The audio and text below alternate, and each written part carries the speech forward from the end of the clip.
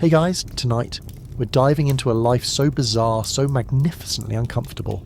You'll wonder how anyone found love, or survived the pursuit of it. We're not talking about candlelit romance or dramatic kisses in the rain. No, tonight's story is about what it was really like to go on a date in Victorian England. If you're enjoying our sleepy history journeys, I'd really appreciate a quick like or a subscribe. And hey, drop your city and the time you're watching in the comments. I love seeing our sleepy community grow across the globe. Now close your eyes, lay back. Because tonight, you're not just listening to history, you're living it. Victorian dating was less romantic stroll in the park and more carefully monitored, reputation-ruining game of social chess. You couldn't just wink at someone across a tavern and call it a night. No, you had to follow a code of etiquette so strict it made the 10 Commandments look like vague suggestions. Flirting required an entire toolkit of props. Gloves, fans, parasols, hat pins. Every movement meant something. If you twirled your fan to the left, you were intrigued. If you dropped your glove, you were inviting conversation. If you did both while also sneezing, you might have just proposed marriage by accident. And don't even think about direct conversation. Most of your flirting happens under the watchful gaze of someone's chaperone, usually a stern aunt who hasn't smiled since 1842. Your first date doesn't involve a meal, or a walk, or a single second alone. It involves being called upon.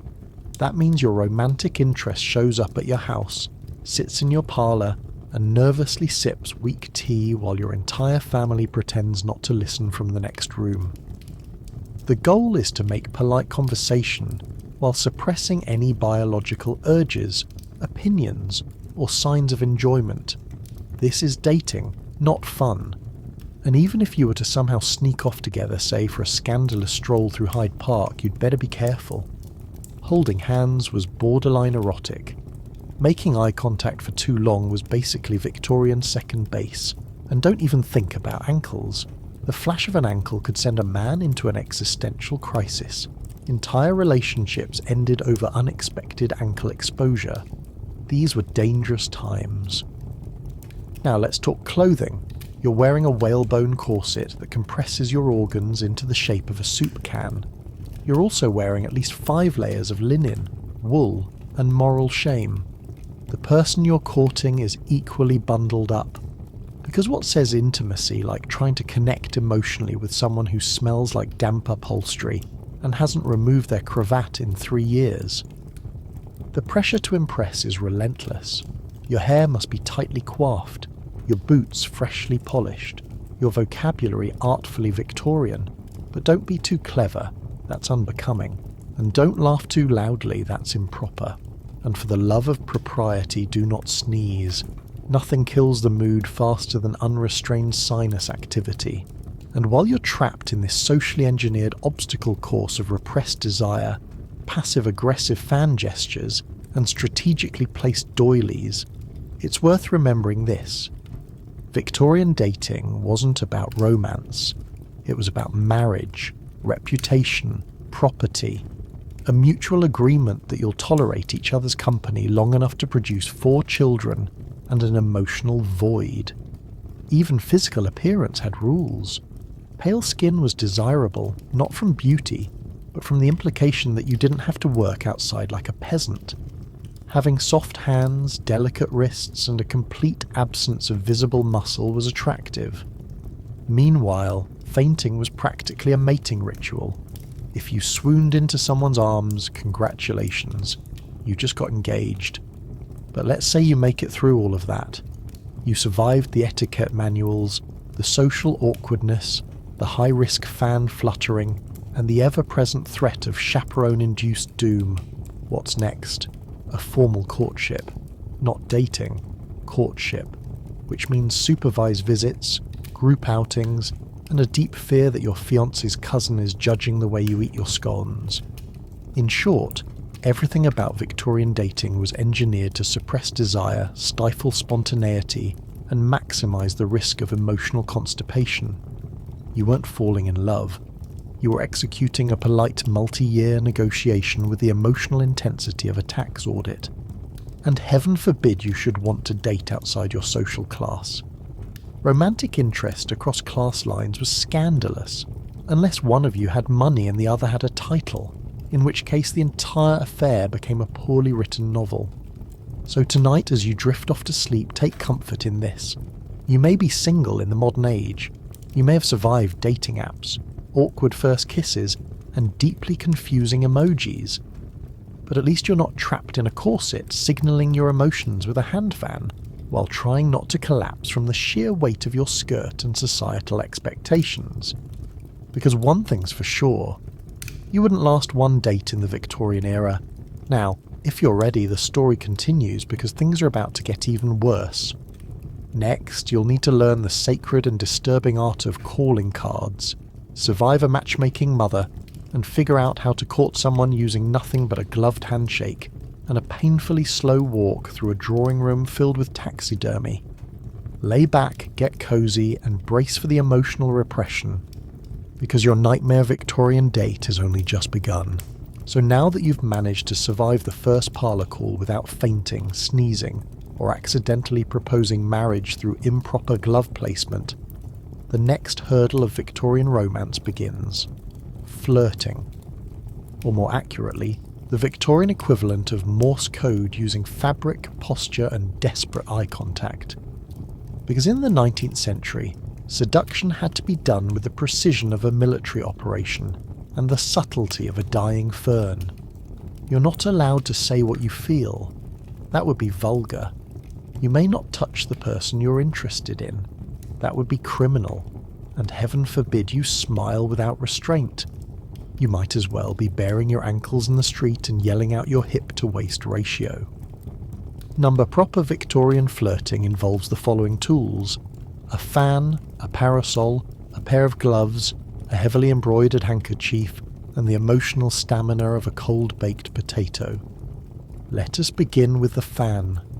This is no mere accessory. In Victorian society, the hand fan was a linguistic marvel.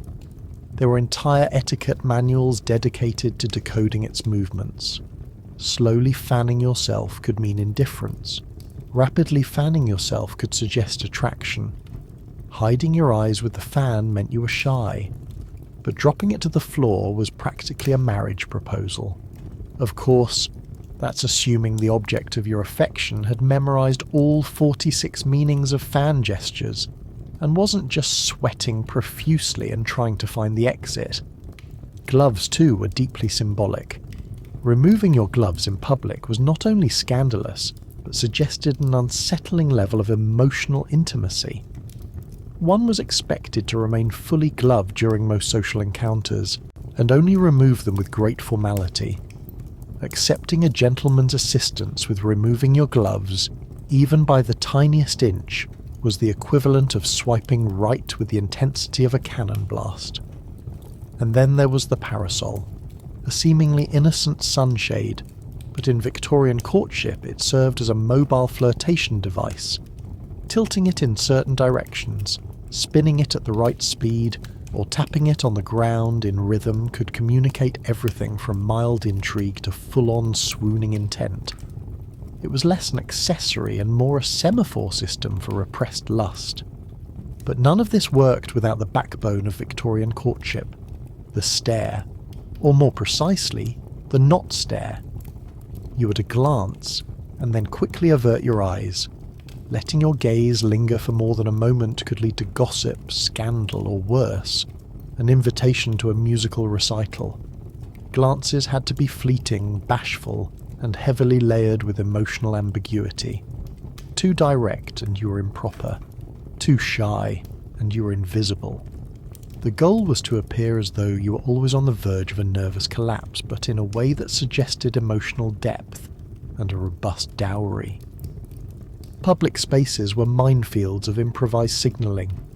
A stroll through the park became a theatrical production of gloved hands brushing against each other, sighs echoing across hedgerows, and the silent hope that someone would trip on a root just to generate conversation. And if you were lucky enough to attend a dance, well, the stakes were even higher. Every waltz came with consequences. Accepting a dance was often interpreted as a formal acknowledgement of interest. Declining a dance, on the other hand, was like socially executing someone in real time. It didn't help that most dance cards were managed by chaperones with the emotional flexibility of a mausoleum. Of course, all of this was designed to maintain your dignity and protect your virtue, but in practice, it mostly resulted in a series of prolonged emotional breakdowns disguised as garden parties. The more repressed your affection, the more virtuous you appeared. Passion was suspect, humour was dangerous, and spontaneity was treated like a communicable disease. You couldn't even express admiration for someone's appearance without using phrases like radiant deportment or pleasing constitution. Complimenting someone's actual face was discouraged, unless, of course, they were already dead and being painted for a mourning portrait.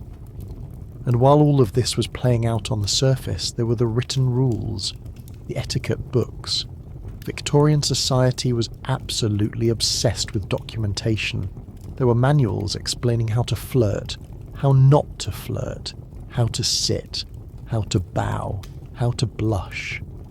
One famous text from the 1870s warned young women that a laugh too loud might lead to pregnancy. Another offered guidance on how to faint gracefully so as not to appear aggressive. There were even charts explaining which flowers to carry to communicate specific feelings. A white rose meant innocence. A yellow rose suggested jealousy. A wilted rose meant someone was probably already married and regretting it. All of this romantic restraint was, of course, underpinned by an overwhelming fear of scandal. Victorian society lived in mortal terror of impropriety. Even a rumour could ruin a family. If someone spotted you leaning too close on a park bench, your entire social trajectory might collapse into disgrace. That's why chaperones were omnipresent. Elderly relatives, governesses, or other watchdogs of propriety were always there to observe, judge, and occasionally cough loudly when the conversation veered too close to genuine emotion. But perhaps the most challenging part of Victorian flirting was the physical discomfort, because nothing says romance like slowly asphyxiating inside a corset while trying to emote through 12 layers of wool and lace. Many women carried smelling salts not just for show, but because fainting from oxygen deprivation was a legitimate occupational hazard. Meanwhile, men were often squeezed into stiff collars so tight they couldn't turn their heads without dislocating a moral principle. Add to this the stifling heat of drawing rooms, the pungent aroma of coal fires, the delicate scent of unwashed lace, and the ever-present threat of tuberculosis, and you begin to understand the sheer emotional and physical endurance required to simply flirt in Victorian England. And yet somehow, despite the fans and the parasols and the staring contests that bordered on theological, people still fell in love, or at least agreed to marry each other out of mutual resignation and acceptable financial prospects, which for the Victorians was pretty much the same thing. Still, as you lie there now, wrapped in your modern blankets, your phone only inches away, free to swipe and scroll and speak your feelings out loud without the risk of a fainting spell, consider what your ancestors endured in the name of love. They flirted without words, they emoted without moving, and they managed to communicate passion while wearing 12 pounds of underskirts and a hat large enough to shade an entire village. But the story is far from over, because after surviving the minefield of flirtation, the real danger begins. You'll now need to master the ancient art of sending a calling card, survive an interrogation by your beloved's mother, and somehow make a good impression while trapped in the most intimidating room in Victorian society. The drawing room. And no amount of fan fluttering is going to save you now. Having somehow survived the coded chaos of parasol flirtation and glove-based emotional warfare, you now find yourself ushered into a different kind of battlefield entirely. This one is quiet, floral, and terrifying. The Victorian drawing room. This is where reputations are made, ruined, and occasionally buried under upholstery. Everything about this room is a trap. The chairs are too stiff, the conversation too vague, and the furniture is arranged like a social obstacle course designed to filter out anyone with weak ankles or impure intentions. You're not here to relax. You're here to be evaluated, politely, silently, ruthlessly. The drawing room in a Victorian household functioned less like a casual sitting space and more like a theatrical stage. Everything from the wallpaper to the antimacassars was curated to communicate moral stability, spiritual cleanliness, and an alarming number of lace doilies. Even the piano in the corner, though rarely played well, served as a decorative threat. You might be asked to perform. You might be expected to clap. Or worse, sing. Tea will be served. You will not enjoy it. That is not the point. The tea itself is lukewarm, weak, and slightly grey. It arrives in porcelain so thin you can almost hear it judging your ancestry. You're offered 1 lump of sugar, 2 if the family's feeling generous, and absolutely no cream. Victorian cream was a luxury, and offering it to a visitor was akin to offering a kidney. You must hold your teacup properly. Thumb and forefinger on the handle. Never loop your finger through. Never raise your pinky. That is a myth perpetuated by the criminally uninformed and people who wear monocles without prescription. Conversation in the drawing room is governed by an ancient code that makes chess seem spontaneous. You may speak, but only about the following subjects: the weather, recent sermons, the state of the rhododendrons, whether or not the vicar is overwatering the parish garden, and of course, Queen Victoria's latest disapproval. You may not speak about bodily functions, foreign politics, your personal aspirations, or your favourite book if it contains so much as a whiff of plot, and absolutely no mention of trousers. The word itself was considered scandalous in some circles. You will be observed by the matriarch. She is the apex predator of the drawing room. She sits with her back perfectly straight, her lips pinched into a polite smile, and her gaze set to a setting just above frostbite. She will ask you questions. These will sound friendly. They are not. Every answer you give will be dissected later over sherry and biscuits in a post-visit analysis that will determine whether you're suitable for further courtship or should be quietly dropped like a hot pudding spoon. She will ask about your family. You must speak well of them, even if half of them were last seen stealing spoons from the hotel in Bath. She will ask if you attend church regularly. You must say yes, regardless of whether your last spiritual experience involved getting stuck behind a cow in the road. She may even comment on your posture. This is a test. Adjust yourself immediately. The angle of your spine may determine your future. Meanwhile, seated nearby in strategic positions are other family members, a younger sibling placed to distract you with off-topic questions, a great aunt who may fall asleep but is secretly noting how often you fidget, possibly even a cousin whose sole role is to serve as a comparative metric of disappointment. All of them are silent judges in the great drawing room tribunal. There may be a dog. It will sit precisely on the most inconvenient part of the rug and emit judgmental sighs. Do not try to impress the dog. It is not yours to win. It has already chosen its loyalties. And then, of course, there is the piano. At some point in your trial, someone will suggest music. This is not optional. It is a trap disguised as hospitality. If you play, you are showing off. If you decline, you are lacking in culture. If you sing, you are expected to do so in a tone no louder than a wounded robin, and in a key that suggests modesty and breeding. And if you don't read sheet music, you must at least appear capable of holding it without sweating. Should the conversation turn to literature, you must tread lightly. The safest answer is always, "I very much enjoyed Mr. Dickens' earlier works," followed by a slow sip of tea and a vague nod. Do not quote poetry unless it is religious.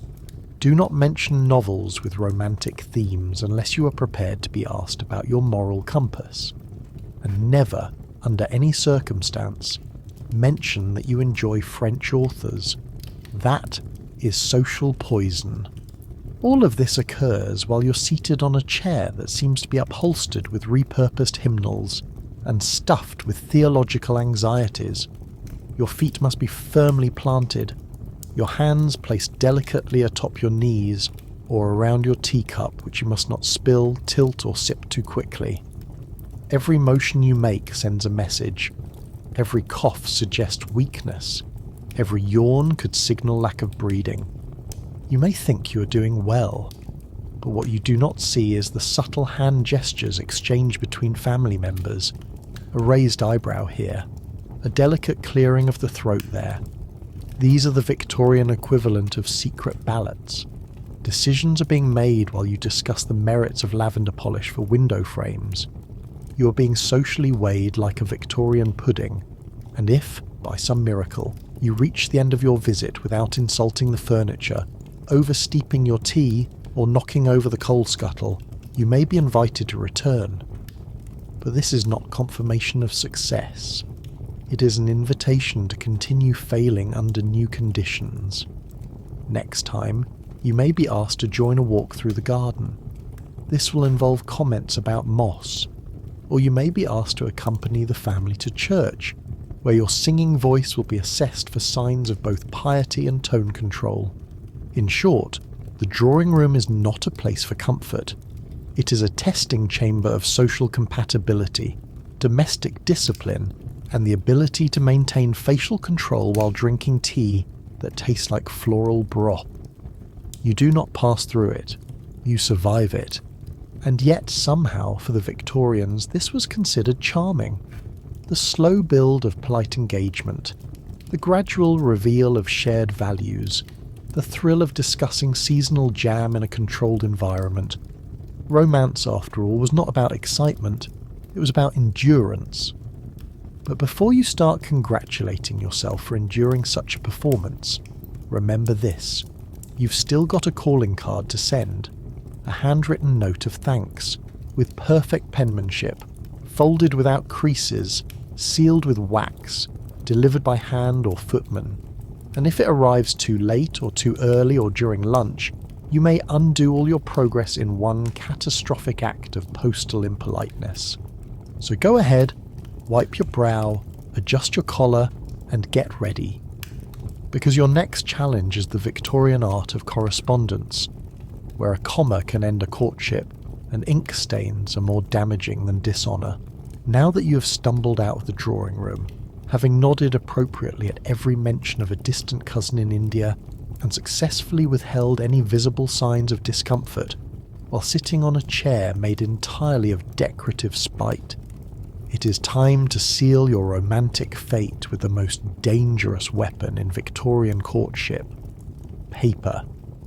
Because no date, visit, or tea-fueled interrogation was truly complete without the ceremonial exchange of calling cards. This was not merely a matter of politeness. This was an intricate social ritual, performed with such deadly precision that entire relationships could unravel due to a misplaced comma or a poorly chosen cardstock weight. You are not writing a message. You are attempting to transmit a coded signal across a minefield of etiquette. Good luck. Calling cards were the LinkedIn of Victorian society, except instead of building a professional network, you were trying not to accidentally propose marriage or declare war on your in-laws. A proper calling card measured exactly 3 inches by 1.5. Anything larger was gaudy, anything smaller was considered childish or French. Your name had to be printed in copperplate script, embossed if you were wealthy, handwritten if you had something to prove, and absolutely never written in blue ink. Blue ink was considered emotionally unstable. The card itself said very little. Just your name. No flourish. No motto. No quotes from the Psalms. A woman's card often included a small embossed symbol in the corner, such as a discreet bouquet or an architectural flourish, which was considered the peak of flirtation if done tastefully. Men's cards were simpler and more severe, usually black ink on cream paper, unless they were widowers. in which case the card had a black border thick enough to suggest that the Grim Reaper had personally approved it. The act of sending the card was where the real danger began. It could not simply be mailed. That would be crude. It had to be delivered in person, either by you or, if you were of sufficient standing, by your footman. The footman would wear gloves. The gloves must be clean. If the recipient's household employed a servant, the calling card would be placed delicately on a silver tray in the entrance hall, which was often already overflowing with the cards of other hopeful suitors and overly persistent cousins. And if you arrived at the home only to find no one was receiving guests that day, you were expected to leave the card and vanish, like a polite ghost. But placement was critical. Turning the top right corner down indicated that you had personally delivered the card. Turning the top left corner indicated a condolence. Folding the bottom edge meant congratulations. Folding both corners meant you had either misunderstood the entire system or were signalling an intent to elope. A misfolded card could ruin your prospects faster than a public burp at a garden party. Once your card had been delivered, the waiting game began. If your affections were reciprocated, you might receive a return card within a few days. If not, silence. And if you received a card that looked suspiciously similar to yours with no new message written on it, congratulations, you had just been gently rebuffed with the romantic equivalent of a stamped return to sender. For women, the process was even more delicate. If you'd been called upon and wished to extend polite interest, you could send your card back with a soft pencil note inviting another visit. If you wished to feign indifference or imply that you were suddenly too busy being pious and immune to earthly attraction, you simply ignored it. Silence was a socially accepted way to crush a man's spirit without ever making eye contact. The cards themselves were sometimes stored in elaborate calling card cases, often made of ivory, silver, or mother of pearl. These were not just accessories, they were status symbols. A well-maintained card case showed you were organised, respectable, and probably had at least one parent still alive. Producing a crumpled or smudged card from a jacket pocket would cast a permanent shadow over your suitability as a spouse, dinner guest, or future father of 5. In fact, the entire culture of Victorian correspondence was one of brutal paper-based warfare. The use of stationery, penmanship, ink blotters, and sealing wax required hours of training. Young women were taught from the age of 12 how to craft the perfect note, one that conveyed just enough warmth to encourage further interest, but not so much as to ignite rumours of inappropriate enthusiasm. There were even published guides to writing thank you notes with titles like Letters from a Young Lady to Her Governess in Situations of Moral Temptation. Timing too was crucial. Sending a card too soon after a visit made you appear desperate. Too late, and you seemed cold or forgetful. Delivering one on a Sunday was a violation of Sabbath etiquette, unless it was for a funeral, in which case you had other problems. And sending more than one card in a week could trigger a full family investigation and possibly a quiet word from the family lawyer. For those who struggled with handwriting, the threat was even greater. Victorians believed that penmanship revealed the soul. A loopy signature suggested flightiness. A cramped one implied deceit. Writing that slanted left meant you were melancholic. Writing that slanted right meant you were dangerously emotional. God forbid your ink smudged. That was the equivalent of proposing while drooling. If you did manage to survive this ordeal and continue to exchange cards without causing outrage, you might be invited to a proper correspondence. This was the next level of Victorian romance. Letters, full ones, handwritten, on monogrammed paper, delivered by servants and read aloud by mothers pretending not to judge every line. These letters had to be both eloquent and opaque. You were expected to discuss the weather, your thoughts on moral character, and possibly your favourite species of bird, but never your feelings, unless those feelings involved admiration for someone's ability to remain upright in the face of social decay. It is worth noting that entire relationships were conducted through correspondence, often before a couple had spent more than 10 supervised minutes together. A successful courtship could play out across 10 or 20 letters, none of which contained a single concrete expression of desire. Instead, they were filled with veiled compliments, vague biblical references, and robust admiration for someone's handwriting technique. Passion, in this context, meant using a fountain pen instead of a pencil. And so, here you are, dressed, exhausted, emotionally restricted, trying to recall which corner of the card to fold while sweating through your waistcoat. You have no idea if the ink is dry.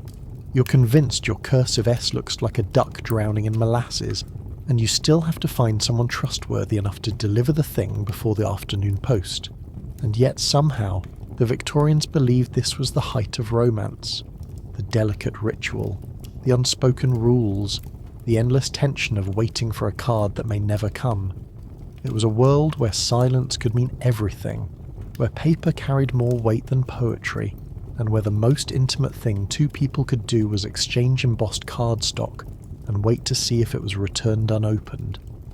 But do not relax just yet, because even if your calling card survives scrutiny, and your letters are not burned or used to polish candlesticks, the next stage awaits. A formal outing, unchaperoned in public, where anyone might see you, walking side by side, and there will be horses, and lace, and street vendors, and the horrifying possibility of an unexpected sneeze. Welcome to the Victorian promenade, where dating gets sweaty, dusty, and morally suspicious. You may want to bring your best gloves. Now that your calling card has been accepted and your penmanship judged only mildly scandalous, you are granted access to the next tier of romantic escalation. The promenade. A single stroll through a public park. No candlelit dinners, no hand-holding under moonlight. Just a walk. In daylight. In plain view of everyone from the local vicar to your dentist's cousin's spinster sister. And somehow, this mundane activity carries the social weight of a marriage proposal conducted through semaphore. The promenade was the Victorian dating equivalent of the modern relationship status update. Walking beside someone in public was not a casual act. It was a display, a coded signal, a rolling pageant of flirtation disguised as leisure. If two people of the opposite sex were seen strolling together, it implied interest. If they were seen strolling together again, it implied serious intent. And if they happened to stroll within arm's length of each other, society prepared the monogram towels. But before you even make it to the gravel path, you must first navigate the fashion. Promenading required a wardrobe both restrictive and performative. Women wore gowns with exaggerated bustles that resembled the rear architecture of small carriages. These were carefully constructed to wobble just enough to suggest movement, but not so much as to suggest emotion. Parasols were mandatory, not to block the sun, but to communicate mood, class, and the likelihood of fainting. Gloves, of course, had to be pristine. A scuff on the palm was social suicide. Men were expected to wear tailored suits that suggested financial competence and a complete lack of internal organs. Waistcoats were starched, collars sharp enough to cut bread, and top hats tall enough to imply moral superiority. The cane was not used for walking, it was used for gesturing, spinning, or occasionally pointing out ducks in a non-threatening manner. To promenade improperly dressed was to declare bankruptcy with your feet. And then came the location. You could not simply walk anywhere. The promenade had to occur in designated public spaces. In London, Hyde Park's Rotten Row was the preferred site for this dramatic shuffle of human courtship. Elsewhere, town greens, botanical gardens, or grand promenades by the seaside served as the sanctioned zones for romantic pacing. Straying from these areas might result in rumours of madness, or worse, poor taste. Every promenade was strategically timed. Early afternoon walks implied casual acquaintance. late afternoon walks, especially those occurring after the second course of tea, carried greater implication. To be seen walking with the same person at the golden hour of 4:30 suggested you were either dangerously fond of each other or contemplating a duet at the next church recital. And there was always an audience. You were never truly alone on a Victorian promenade. Mothers, governesses, pensioners, the neighbourhood hypochondriac with a spyglass. All of them hovered at a respectful distance to observe and silently judge. Even squirrels seemed more alert during promenade hours. Every glance, step, and accidental foot scuff was noticed, recorded, and added to the internal registry of the nation's gossip networks. Conversation was allowed, but only in moderation. Excessive chatting was viewed as unseemly. Flirtation had to be subtle, intelligent, and preferably filled with allusions to botany or classical sculpture. Discussing the weather was always safe. Asking about someone's opinion on fog density or the firmness of the gravel showed refinement. Venturing into topics such as your dreams, hobbies, or inner thoughts was not only frowned upon, but could result in a chaperone fainting into a shrubbery. Physical contact was, of course, out of the question. If your elbows so much as brushed, a passing onlooker might drop her embroidery in horror. To be truly daring, one might offer an arm to assist someone over a particularly treacherous puddle. But even that had to be done with the solemnity of a royal decree and a complete absence of visible enthusiasm. And yet, for all its repression, the promenade was charged with tension. Beneath the layered silks and tightly buttoned lapels, hearts fluttered. This was one of the few moments where two people could be side by side without immediate supervision. It was romance by implication, love by proximity, lust held together by lace, and fear of stepping on a twig too loudly. But danger lurked everywhere. If you spoke too familiarly, you risked appearing vulgar. If you remained too silent, you seemed dull. If your hat was too large, you might block your partner's view and be considered selfish. If your gait was too fast, you lacked refinement. If it was too slow, you lacked purpose. There was a specific rhythm to walking with someone you were not allowed to touch, a choreography of emotional restraint. And then there was the matter of direction. Ending a promenade too early could imply disinterest. Continuing too long suggested recklessness. If you reached the edge of the park, you had to turn around with just the right amount of decisiveness to show you were enjoying the company, but not so much as to indicate unfiltered joy. Joy, after all, was only appropriate at funerals and very specific types of embroidery competitions. Should rain appear, you were to retreat immediately. The appearance of raindrops on lace was akin to emotional exposure. Getting wet during a promenade was a disaster. Wet gloves were an offence. A damp bustle was unprintable. If you were caught in a sudden drizzle, you had to return to your respective homes and write a note about the charming unpredictability of weather and how it reminded you of the fragility of human plans. For those in seaside towns, the promenade took on additional risks. Wind. The Victorian hatpin industry flourished purely because the combination of love and sea breezes was socially catastrophic. One gust could lift a hat, reveal an earlobe, and permanently alter someone's marriage prospects. And sand in the boot was considered not just a nuisance, but an omen. Still, for all its absurd rules, the promenade held a sacred place in Victorian courtship. It was one of the few moments where attraction could be both visible and deniable, where every step forward was both literal and symbolic. It allowed the slow burn of affection to simmer beneath the surface of polished boots and parasol shadows. You may never hold hands, you may never say the words you mean, but in this shared walk there is a rhythm, a choreography of glances, a communion of two souls pretending to look at trees. But now the promenade ends. You bow, you part ways, and just as you think you've survived, the true horror of Victorian romance strikes again. You're now expected to survive the dinner invitation, where 10 forks will betray you, The soup will scald you, and your future in-laws will watch you chew with the intensity of a courtroom jury. It is time to dine with dignity, and almost certainly fail.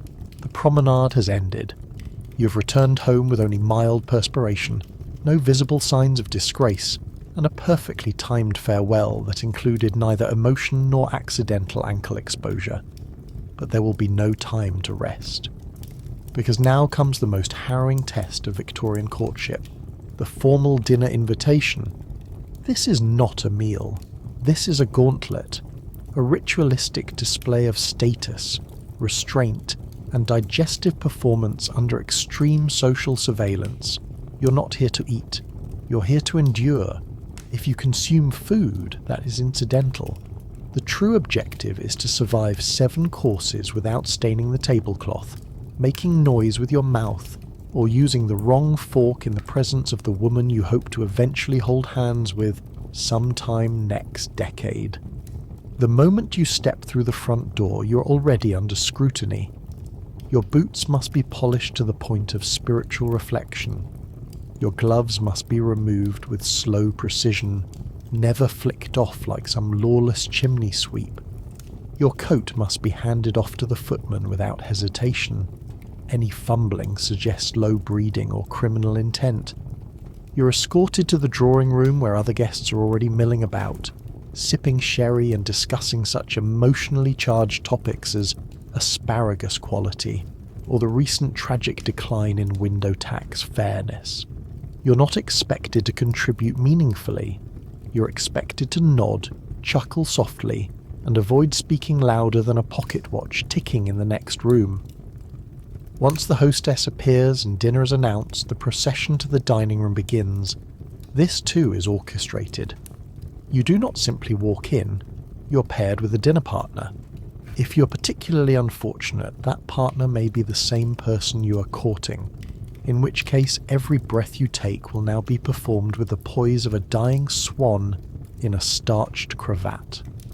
The dining room is not designed for comfort. It is designed for performance. The table is covered in a white cloth so heavily starched it could be used to build a Victorian bridge. There are more forks than you have fingers. The place settings stretch across a horizontal plane of glassware, bone china and cutlery arranged with geometric hostility. There are at least 4 glasses per person. You do not know what any of them are for. You will pick up the wrong one within the hour. Dinner begins with soup. Do not slurp. Do not blow on the spoon. You must angle the spoon away from you and gently sip from the side, as if kissing the spoon apologetically for existing. The bowl may not be tilted. That is for peasants. If you cannot retrieve the last of the soup, you must let it go. Chasing it makes you appear desperate. Next comes the fish course. This requires a special fork and knife, which are placed 2 layers inward from your outermost cutlery. If you select the wrong set, it will be noticed, not immediately, but later, in a letter, written by your host's aunt, who remembers everything. The fish itself will be lukewarm and delicately seasoned with judgment. You must not debone it with your fingers. You must use the edge of your fork like a surgeon performing an emotional lobotomy. The main course varies by household wealth and location. Beef, duck, or mutton are all common. Vegetables will arrive in small quantities and will have been boiled until they resemble damp parchment. Do not comment on the texture. That would suggest you are familiar with food that has flavour. The roast will likely be carved tableside by the host. You must admire this. Applauding is not required but should be considered internally. Then comes the entremets, a confusing course of small dishes that may include jellied meats, savoury puddings, or eggs disguised as something else entirely. This is the Victorian culinary equivalent of performance art. You must consume these without facial reaction. If you flinch, raise an eyebrow, or appear to question why meat is trembling, you will be marked as unfit for polite society. Following this will be dessert. There is a spoon for this. It will not resemble any spoon you have seen before. It may be slightly curved or elaborately engraved. It may come with a fork that has fewer tines than cents. Use both. Slowly. If the dessert contains fruit, you must slice it delicately, avoiding any splash or juicy explosion that could soil the tablecloth or worse, someone's reputation. Now comes the real challenge, the conversation. Between courses, you're expected to participate in what the Victorians called table talk. This is not discussion. This is gentle verbal fencing.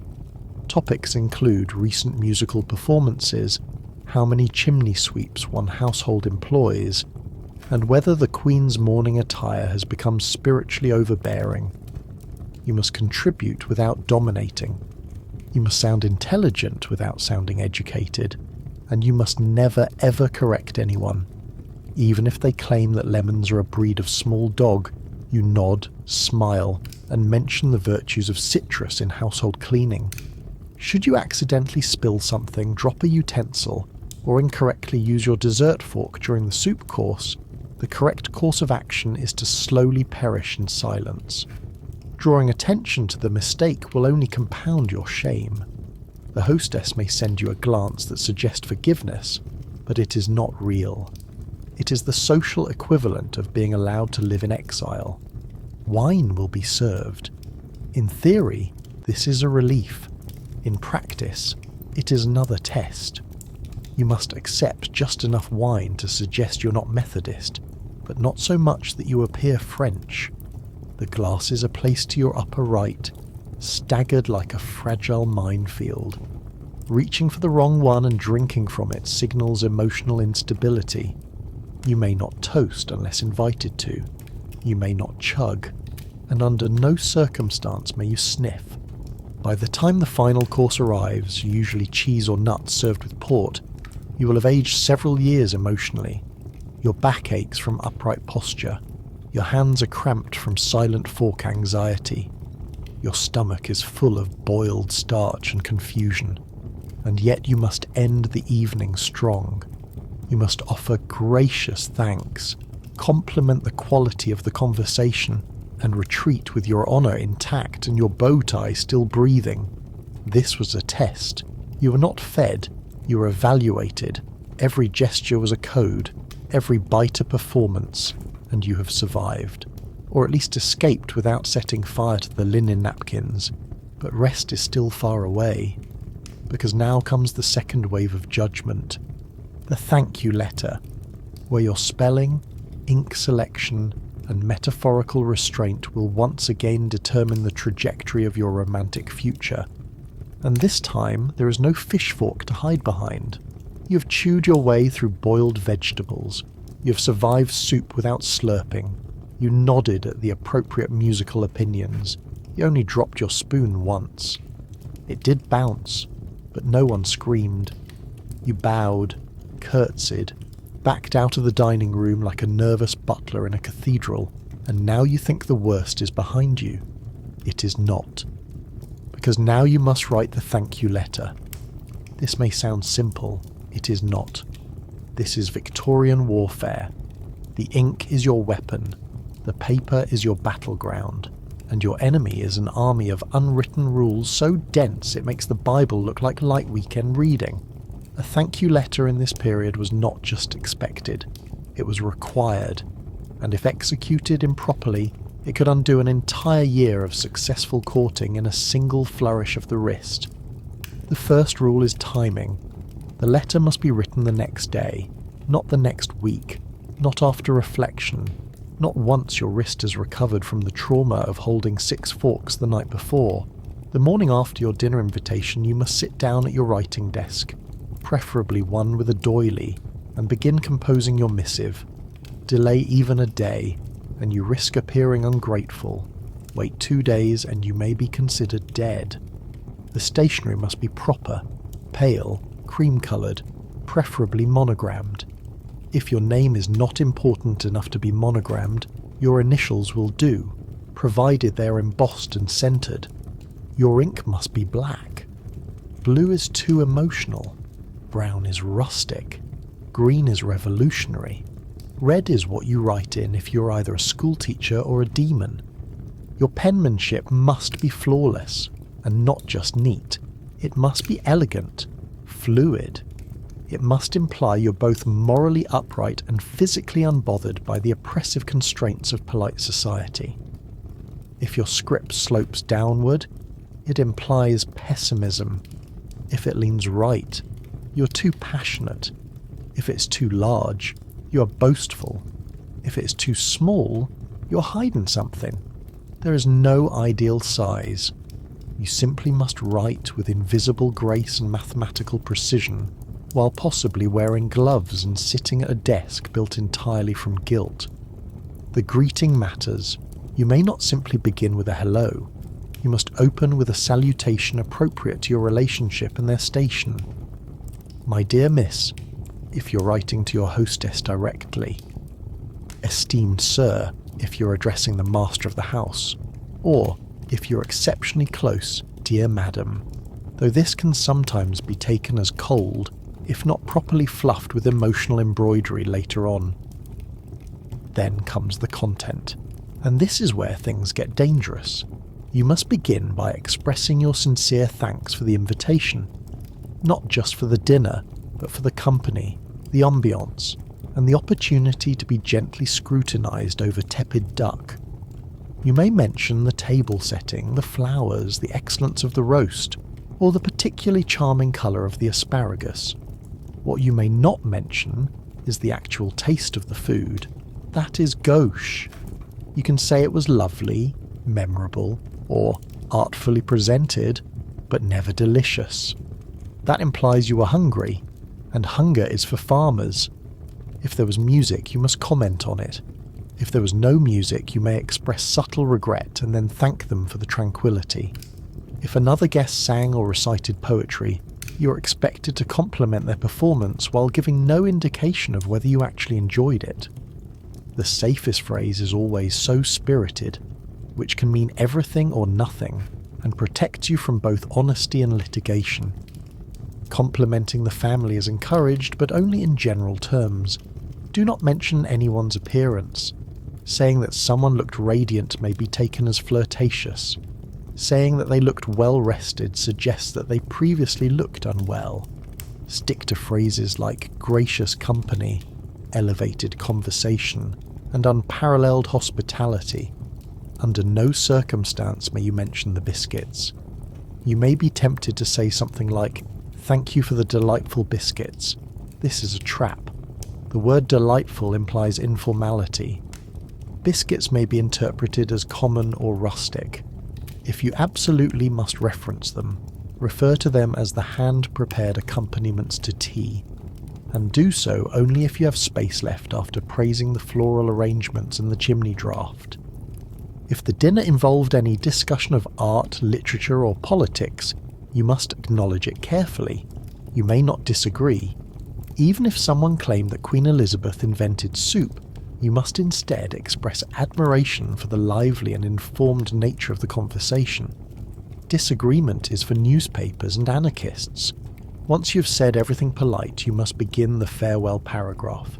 Here, you re-emphasize your gratitude. Never say, "thanks again." This is the kind of informality that could get you exiled to the wrong end of the garden. Use phrases like, "It was a privilege," or "I remain sincerely grateful for the kindness shown." You may express hope to see them again, but never request another invitation directly. That is too forward.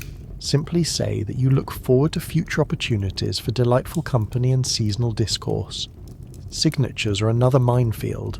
Men sign with their full name, never initials, unless they are nobility and the recipient already owes them money. Women may sign with "yours faithfully," "yours truly," or "with all due esteem," but never "love," unless a proposal has already been exchanged or someone has died dramatically. Your pen must not blot. Your signature must not trail off. You're expected to close with a handwriting equivalent of a polite curtsy. Now fold the letter precisely in thirds, not in quarters, not diagonally. Do not seal it with tape or wax unless the family enjoys dramatic flair. Place it into an envelope addressed by hand. No smudges, no ink bleeding. If your pen leaks, you must rewrite the entire letter. A smudged name suggests poor hygiene or contagious optimism. Finally, the letter must be delivered by hand, either by a servant or, if you lack one, by walking it over personally and pretending you're out for a morning stroll. Ring the bell, hand it off, smile faintly, and disappear before anyone has time to observe your hat. And all of this must be done without error, because thank you letters were not simply messages, they were social diagnostics. A family might gather around the parlour to read your note aloud, dissecting each phrase like literary surgeons. Was the compliment sincere? Was the ink too pale? Did they call the arrangement elegant or inspired? What did they mean by companionable evening? Were they implying something? The wrong word could destroy months of careful progress. The right word might elevate you to formal courtship. You would not know which until several weeks later, when you were either invited back for tea or quietly removed from every conversation for the next decade. This is Victorian romance, a world where emotions are carefully edited, folded, and delivered by footmen, where sincerity must be proofread, where gratitude is a performance art, and where one ink blot can doom you to a lifetime of solitary embroidery. But you are not finished. Not yet. Because if your letter is accepted, if your wording is deemed sufficient, if your spacing and grammar pass the silent tribunal, then you may be invited to the next step in your romantic journey. A family picnic, where you will attempt to eat outside while wearing 6 layers of wool, avoid spontaneous combustion under the sun, and feign enjoyment while gnats perform interpretive dance routines inside your lemonade. Bring a parasol, you will need it. So the letter was a success. You navigated the ink-blot battlefield. Your compliment struck the right balance of poetic and non-threatening. Your mention of the asparagus was taken as both subtle and elegant. And now you have been invited to an event that sounds wholesome and light-hearted. A family picnic. An innocent outing, a simple meal enjoyed in the fresh air. This is, of course, a lie. A Victorian picnic is not a meal. It is an elaborate social performance conducted outdoors, where the threat of humiliation increases proportionally with the humidity. What you've accepted is not lunch. It is a logistical nightmare staged on damp grass and fueled by passive-aggressive sponge cakes. This is a test of your stamina, your fashion discipline, and your ability to eat without appearing to chew. The location is everything. It must appear rustic yet curated, wild but not too wild. Meadows, manor lawns, and well-groomed glens are acceptable. Forests are too pagan, beaches too scandalous. A local hill is suitable only if it offers a decent view, and does not force guests to sit on an incline. Wherever it is, it will have been selected for both its light exposure and its reputation for housing the least number of biting insects per square metre. Getting there is already a trial. The carriage ride will be bumpy. If you are of higher standing, a hired cart may carry the food and crockery ahead of you. If not, you are expected to carry something. A parasol, a hat box, a small folding chair. Carrying nothing makes you appear idle. Carrying too much suggests you're trying to impress through labour. You must arrive looking effortless, even if your internal organs have liquefied from the corset-induced jostling over cobblestones. Upon arrival you will find blankets. These are not for comfort, they are for aesthetics. You're expected to lower yourself onto them gracefully. There is no Victorian term for sitting casually. You must descend as though gravity is optional, positioning your limbs to appear both relaxed and morally upright. If your ankle becomes visible during the descent, you may cause an incident. If your hat falls off, you may as well eat your sandwiches in exile. The picnic food itself will be elaborate and impossible to manage. Cold tongue, meat pies, jellied eggs, small sandwiches with crust removed and fillings that defy physics. Everything will be served in decorative hampers with confusing compartments. If you open the wrong one, you may discover the family's personal cutlery set and be accused of theft. You will be offered items you do not recognise and expected to compliment them. The safest phrase is always "how delightful," regardless of what is in your mouth. The cutlery is real, the napkins are linen, the plates are porcelain, there is nothing disposable. Dropping anything results in a full family pause, followed by a quiet judgmental smile from someone named Aunt Mildred who once attended a picnic hosted by a minor royal and has never recovered. If you spill lemonade, you must immediately offer to leave the country. Speaking of lemonade, beverages are tepid, poured from glass decanters that fog in the sun and attract bees with alarming efficiency. There is a designated person who fans the decanter to keep insects away. This person rotates every 15 minutes to prevent heat stroke. If you are assigned this task, you are being tested. Now comes the conversation. It is lighter than at dinner, but still dangerous. You may speak of nature, provided you do not express any strong opinions about it. You may admire the flowers, but avoid naming them unless you're absolutely certain. Confusing a chrysanthemum for a dahlia could result in social exile. You may laugh, but not too loudly. You may tell stories, but they must involve no physical humour, no politics, and no mention of bodily functions. This safest story involves a lost umbrella, a misunderstanding at the post office, or a particularly spirited sermon you once heard. Physical activities may be proposed. These are always traps. Croquet, for example, is not just a game. It is a Victorian blood sport disguised as lawn decor. The rules are unclear, the mallets are deceptively heavy, and everyone knows that whoever wins croquet gets the last slice of fruitcake, and possibly a formal proposal. If you are invited to play, you must appear eager but not competitive. Losing gracefully is ideal. Winning without smiling is optimal. Celebrating any form of success will be remembered and quietly discussed during the carriage ride home. Parlour games may follow. These often involve wordplay, singing, or passing a small object between gloved hands while pretending not to be touched. They are designed to facilitate flirtation under strict supervision. A common game involves whispering a compliment into someone's ear using a handkerchief as a filter. If you whisper too softly, you are deemed cowardly.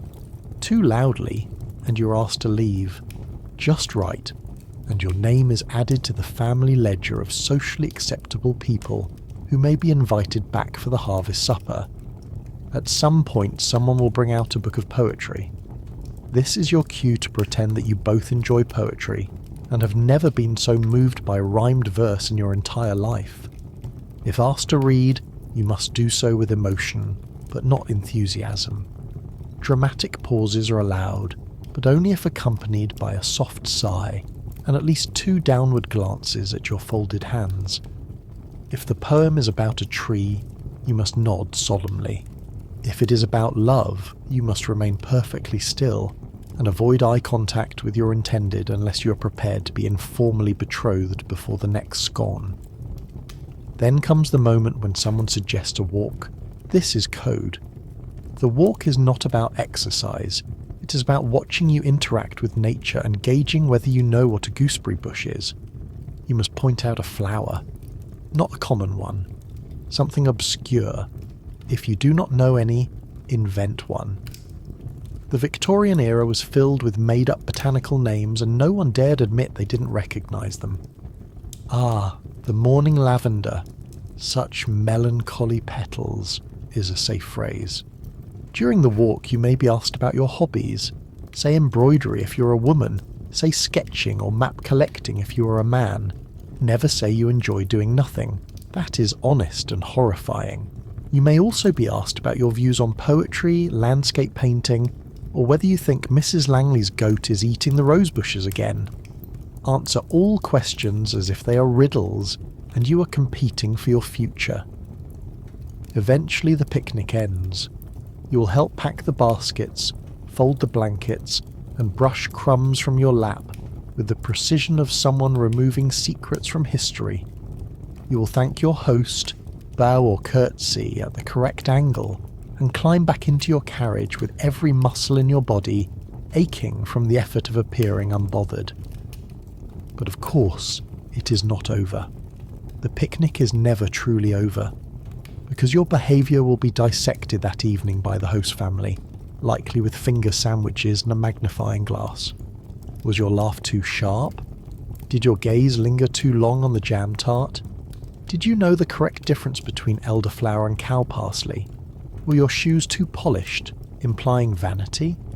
Not polished enough, implying poverty? Did you seem to enjoy yourself? Or worse, were you too eager to leave? This was supposed to be a relaxing afternoon. In reality, it was a tactical exercise in relationship survival.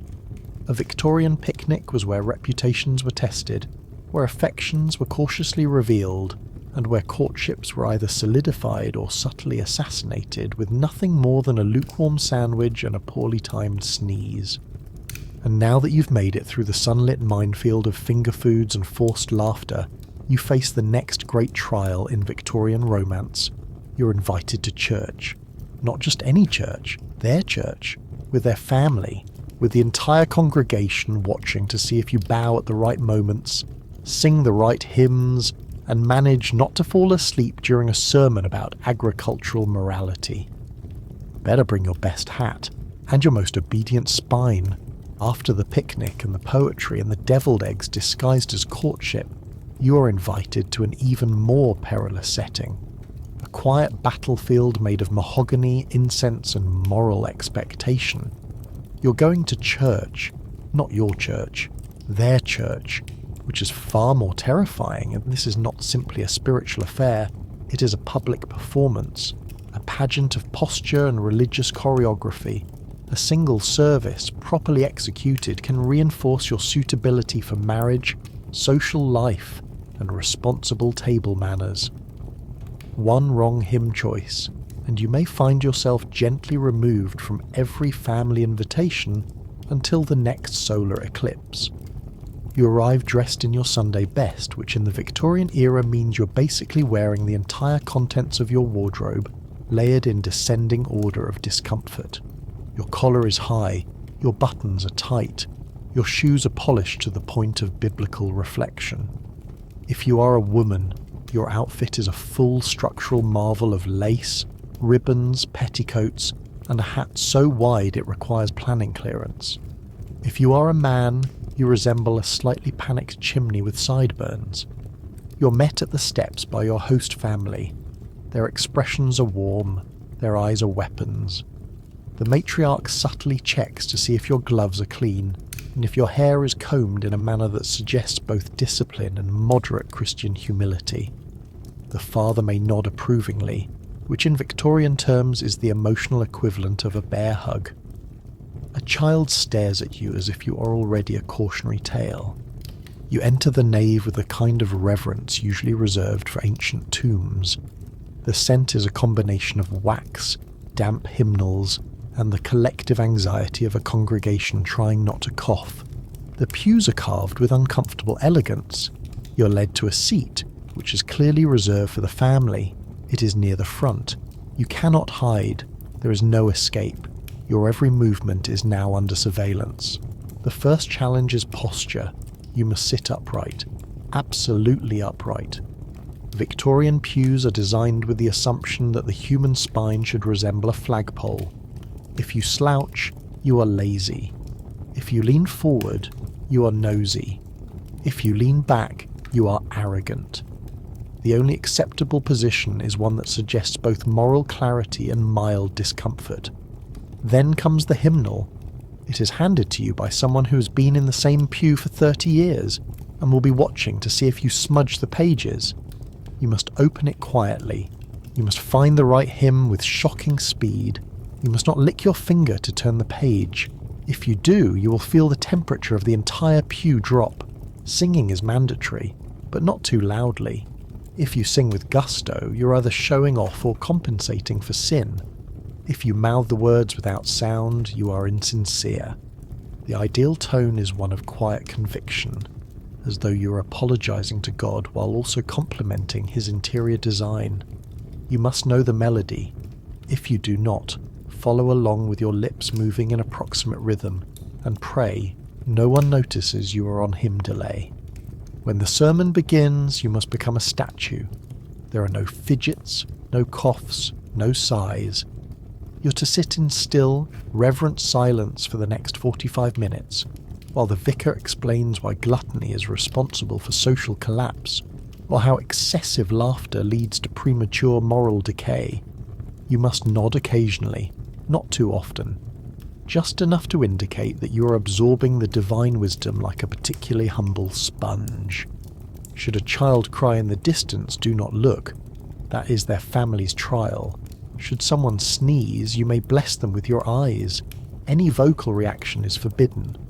The only time you may move is during the standing portions of the liturgy, and even then you must rise like a leaf carried by the gentlest breeze. Any creaking of wood beneath you will be remembered. If a collection plate comes by, you're expected to contribute. Coins must be placed quietly. Bills are preferred if you wish to impress.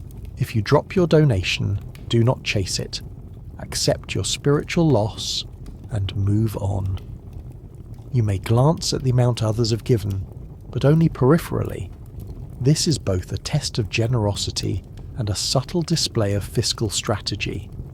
The prayers come next, long, slow, filled with a kind of language that makes you feel both grateful and slightly underdressed. You bow your head, you close your eyes, and you do not peek. If your eyes flicker open, you will immediately make eye contact with the one family member who is still deciding whether you are worthy. That gaze will linger for years. Communion is optional. If you're invited to participate, follow the lead of the family. Do not go first. Never go first. Observe the ritual, mirror it, and for the love of Victorian virtue, do not trip. The process involves walking slowly, receiving the sacrament with an expression of modest gratitude, and returning to your seat as though you are hovering slightly above the floor. If you consume the bread too quickly, you are irreverent. Too slowly, and you are making a scene. When the service ends, do not bolt. You must exit with composure. At least 3 people will stop to greet your host family. You're expected to smile, nod, and say things like, "What a stirring homily," or "Such a fine reading from Corinthians." If someone asks where you usually worship, answer vaguely. Avoid denominational warfare at all costs. Outside the church, there will be a mingling period. This is less a conversation and more a public reckoning. Elderly women will examine your hat. Elderly men will assess your handshake. Children will test your reactions to moral questions involving parables. You must appear approachable, respectable, and spiritually balanced. If a bird lands nearby, it is a test. Do not panic. Once you've endured the mingling, you may be invited to a light luncheon. This is not for nourishment. This is for post-service commentary.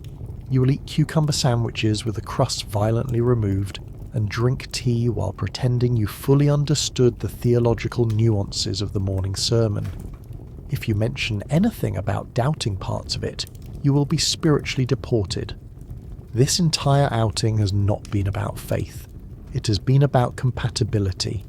If you cannot survive 1 hour of pure rigidity and hymn-based choreography without offending heaven, the family, or the wallpaper, you're not ready for courtship. The Victorian church visit is not for the faint of heart. It is for those who can recite scripture, hold a teacup, and maintain emotional stillness while seated on a bench that feels like a polished brick. But congratulations, you did not faint, you did not curse, you did not accidentally spill communion wine on your trousers, for now you are still in the game, although things are about to get more complicated, because you are no longer simply courting, you're now being observed for signs of compatibility, habits, preferences, domestic tendencies, and one of the fastest ways to assess your character in Victorian society is to see how you handle a house call.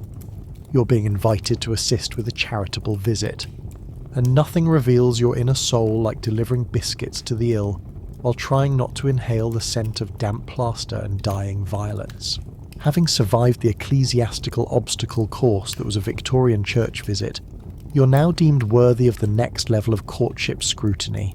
Not another dinner, not another promenade, not even a poetry recital about the seasonal virtues of cabbage. No, this time it is something far more revealing. You're being invited to join a charity visit. The Victorian charity visit was not about kindness, it was about surveillance. You were not there simply to uplift the poor. You were there to demonstrate that you could approach suffering without sweating through your collar or accidentally catching a working class accent. This was social assessment wrapped in Christian virtue. A background check with biscuits. The process begins with your arrival at the home of the family you're trying so desperately to impress. You're greeted not by a footman, but by the lady of the house herself. She is dressed for duty. That means a bonnet so firm it could deflect arrows and a cape designed more for moral warmth than physical insulation. You're handed a basket.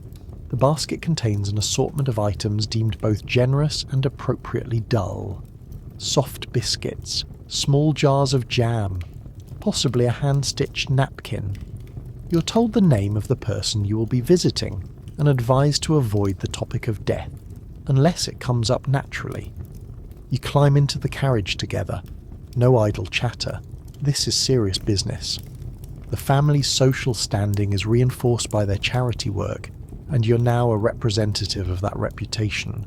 You must sit upright. You must look pious. You may not ask where you're going. That would imply unfamiliarity with the suffering of the lower classes. Your destination is usually on the edge of town. A cottage with uneven brickwork and a door that opens into a smell best described as expired soup and moral decay. You do not flinch. You breathe through your gloved hand. You smile. The woman you're visiting is elderly. Her eyes are sharp. She knows why you are here. You're not the first well-dressed guest to bring biscuits and pretend to care about her cat's recent bout of spiritual melancholy. The conversation is polite and shallow. You ask about her health. She says it's worse than usual. You nod solemnly. You offer a jam pot. She accepts it with gratitude so rehearsed it should be printed on a handkerchief. You compliment her crocheted pillow. She informs you that it was once a window curtain, repurposed during the famine of 1847. You say how resourceful. She replies with a cough so dramatic it could serve as the overture to a 3-act tragedy. Throughout this exchange, your hostess watches you. Not the poor woman. You. She notes whether you smile too much, whether you recoil when handed a cracked teacup, whether you offer a second biscuit or keep it to yourself like a hungry aristocrat. Every gesture is a test. Every word a measurement of your future compatibility with spiritual discipline and light philanthropy. You're then asked to read a passage from Scripture. This is standard. The Bible is produced from a drawer beneath the cat's makeshift bed. It is enormous and smells like damp furniture. You're asked to read a psalm, something hopeful but not too joyful, nothing involving wine. You begin, voice trembling slightly from the strain of balancing reverence with unclear punctuation. Your hostess listens. The old woman pretends to listen. The cat does not care. You finish with a modest amen and are rewarded with a look of restrained approval. It is not over. You're now expected to comment on the weather, ask about her son who moved to Hull in 1862 and agree that the price of sugar has become a national scandal. These are the closing rituals. You perform them flawlessly. Back in the carriage, your companion speaks softly.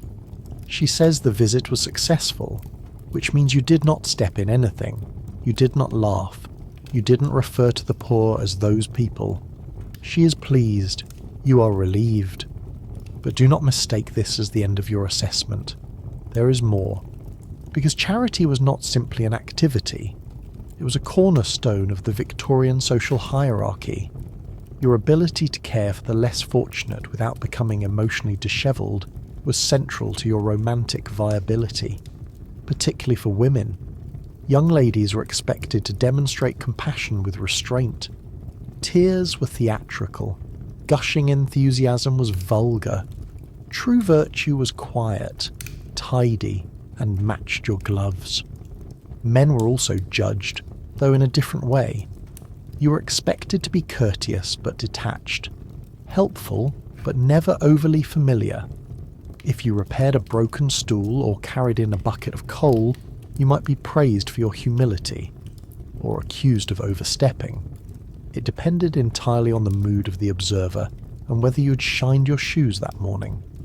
Some families even kept written records of charitable visits, journals noting who was visited, what was given, how it was received, and whether the guest behaved with the appropriate blend of superiority and concern. These journals were occasionally referenced during matchmaking discussions. Yes, he's charming, but he frowned during the gingerbread distribution. She sings beautifully, but she once dropped a spoon while delivering soup to Mrs. Dobbins. Reputation hinged on teaspoons. There were acceptable topics of conversation during these visits: scripture, health, the price of coal. Occasionally a memory of the Queen's last public address. Unacceptable topics included politics, childbirth, humour, and any reference to the body that suggested it required maintenance. One must never mention that someone looks tired. Tiredness implied sin, nor may one ask direct questions. You imply interest. You do not collect data. Once back at the family home, you're given tea. You're asked how you found the experience. You say it was humbling. They nod. You say you admire the resilience of the poor. They nod again. You say you're grateful for the opportunity. They pause. The pause means you said it correctly. The tea is warm, the biscuits are crisp. You have passed another test. And yet the courtship continues. Because even after charitable validation, moral reflection, and scriptural etiquette, there remains one critical question. Can you dance? Not emotionally, literally. On a floor, with music, in front of witnesses, at a formal Victorian ball, and no amount of jam jars will save you now, after you have demonstrated virtue in the form of jam deliveries to the destitute, after you have nodded through scripture and agreed politely about the cost of sugar. You are now invited to an event that combines choreography, judgment and social warfare in equal measure. A Victorian ball. This is not a party. It is a test of physical endurance, emotional restraint and wardrobe tolerance. It is where courtships are confirmed, reputations are destroyed, and ankles are glimpsed with the intensity of a scandal. If the promenade was your gentle audition, the ball is your final exam, and you must not fail. Because one poorly timed turn of the waltz can unravel months of carefully curated biscuit-based goodwill. Preparation begins early. For women, the dress is everything. It must be white or very pale if you're unmarried. It must be freshly pressed, newly stitched, and structured like a military campaign. The sleeves must indicate youth. The neckline must suggest modest readiness. The gloves must be unwrinkled. No one is looking at your face. They are looking at your fabric choices and drawing conclusions about your dowry. For men, the suit must be black. The shirt must be starched to the point of philosophical rigidity. The cravat must resemble a miniature architectural project and be tied using a method known only to Victorian butlers and secret societies. The shoes must be polished so sharply that you could use them to reflect your future if you had one. If you arrive with so much as a fleck of dust on your coat, you will be treated like a stable boy who wandered in by mistake.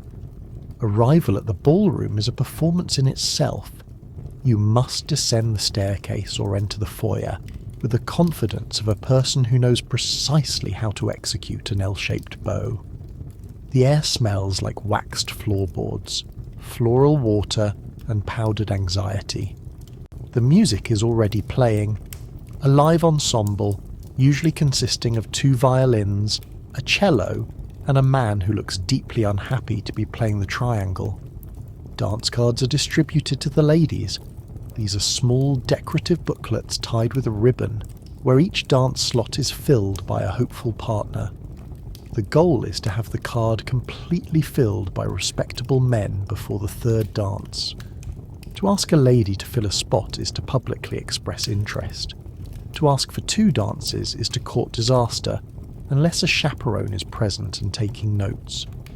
If a woman accepts 3 dances from the same man in one evening, there may as well be a wedding cake in the corner and a priest warming up.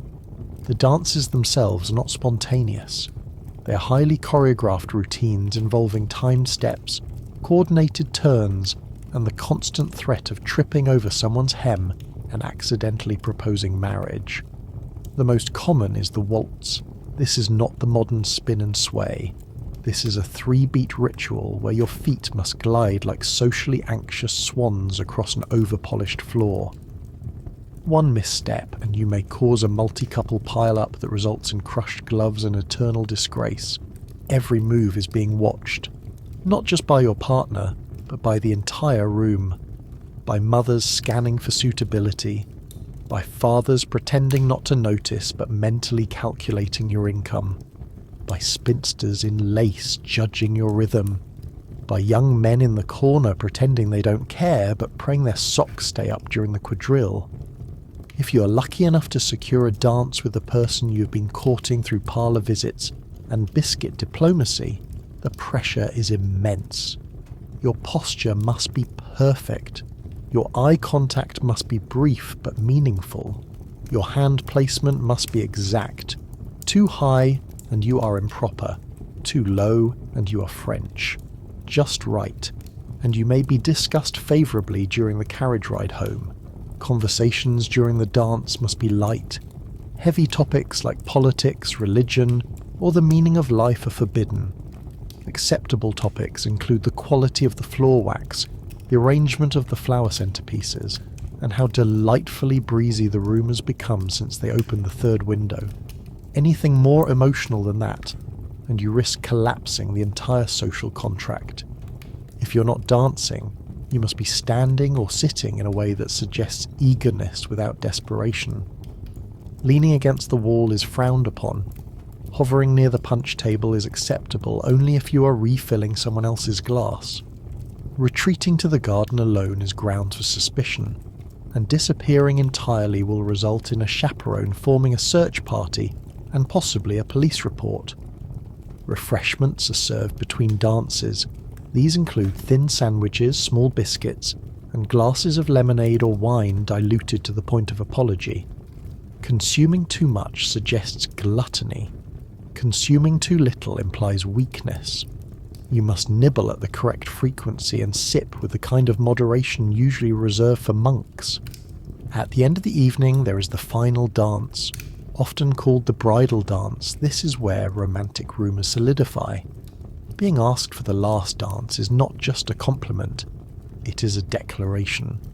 If you decline it, you may be politely exiled from all social calendars for the next 3 months. If you accept and perform well, you may find your name quietly added to a list of potential matches and your glove collected as a souvenir by an elderly relative with matchmaking intentions. Once the music ends, you must not bolt for the door. You're expected to linger, express thanks, compliment the hostess, and exit with the same grace you entered. If you limp, your shoes were wrong. If you sigh, you are weak. If you smile too broadly, you are immodest. The correct expression is a blend of contentment and mild fatigue, as though you have just finished reading an uplifting sermon in candlelight. The carriage ride home is your cool-down. You reflect on the dances. You wonder if your footwork was acceptable. You question whether the 4th quadrille was too enthusiastic. You replay the 3 words you exchange with your potential future spouse during the 2nd waltz, and analyse their meaning as though deciphering ancient runes. This was not a party. It was a pageant of controlled passion, a gymnasium of etiquette, a gladiatorial match fought with gloves and violins, and you have survived. Barely. But there is no rest, because your romantic viability has one final hurdle before courtship can become engagement. You must now survive a weekend house visit, a full 2 days under the same roof as your suitor's family, morning to evening, parlours, breakfast tables, lawn walks, fireside readings, all with the threat of being trapped in conversation with an uncle who believes phrenology is a science. And this time, there is no music to save you. After your triumphant ballroom performance, which included minimal shoe-related injury and only one near collision with a floral centerpiece, you are extended the highest honour Victorian courtship can offer, a weekend house visit. It sounds delightful, an invitation to spend 2 full days under the same roof as the person you may one day call your spouse. What could go wrong? Everything. This is not a vacation, it is a containment exercise, a romantic lockdown with chintz drapery and passive-aggressive chess games. The Victorian house visit was the ultimate test of composure, a chance for families to observe each other's offspring up close, preferably with no visible signs of digestive irregularity or political enthusiasm. You arrive on a Friday afternoon. Promptness is critical. Too early, and you appear overeager. Too late, and you have insulted the family calendar. The carriage pulls up to a home that smells like polished mahogany and subtle judgment. The footman opens the door and you step into a hall that contains more umbrellas than people, and at least one taxidermied fox wearing a ribbon. You're greeted by the host family, who act surprised even though they have been peering through the curtain for the past 15 minutes. Introductions are made again, despite the fact that you have already met everyone during a luncheon involving aspic. Formalities are part of the ritual. You must pretend every meeting is the first. This keeps emotional proximity at a manageable Victorian simmer. Your luggage is taken to your guest room. It is located exactly 2 corridors away from the person you're courting. This is deliberate. There will be no chance encounters, no hallway flirtations. The only thing between your room and theirs is a series of strategically placed houseplants and an aunt who naps with her eyes open. Your room is freezing. This is tradition. You're provided with a porcelain basin, a water pitcher, and a bar of soap that looks decorative but is expected to be used. A bell cord hangs from the wall, but it is unclear what it does, and ringing it may summon either a maid or a minor scandal. You unpack slowly. No one will admit it, but someone will inspect your suitcase later. Wrinkled trousers suggest chaos. A crumpled cravat is a warning sign. The first event of the weekend is tea in the drawing room. This is not for hydration. This is surveillance. Everyone is watching how you hold your cup, how many lumps of sugar you take, and whether you understand what the word sponge means when followed by finger. You must praise the tea without appearing thirsty. You must sip slowly while answering questions about your opinion on garden maintenance and moral literature.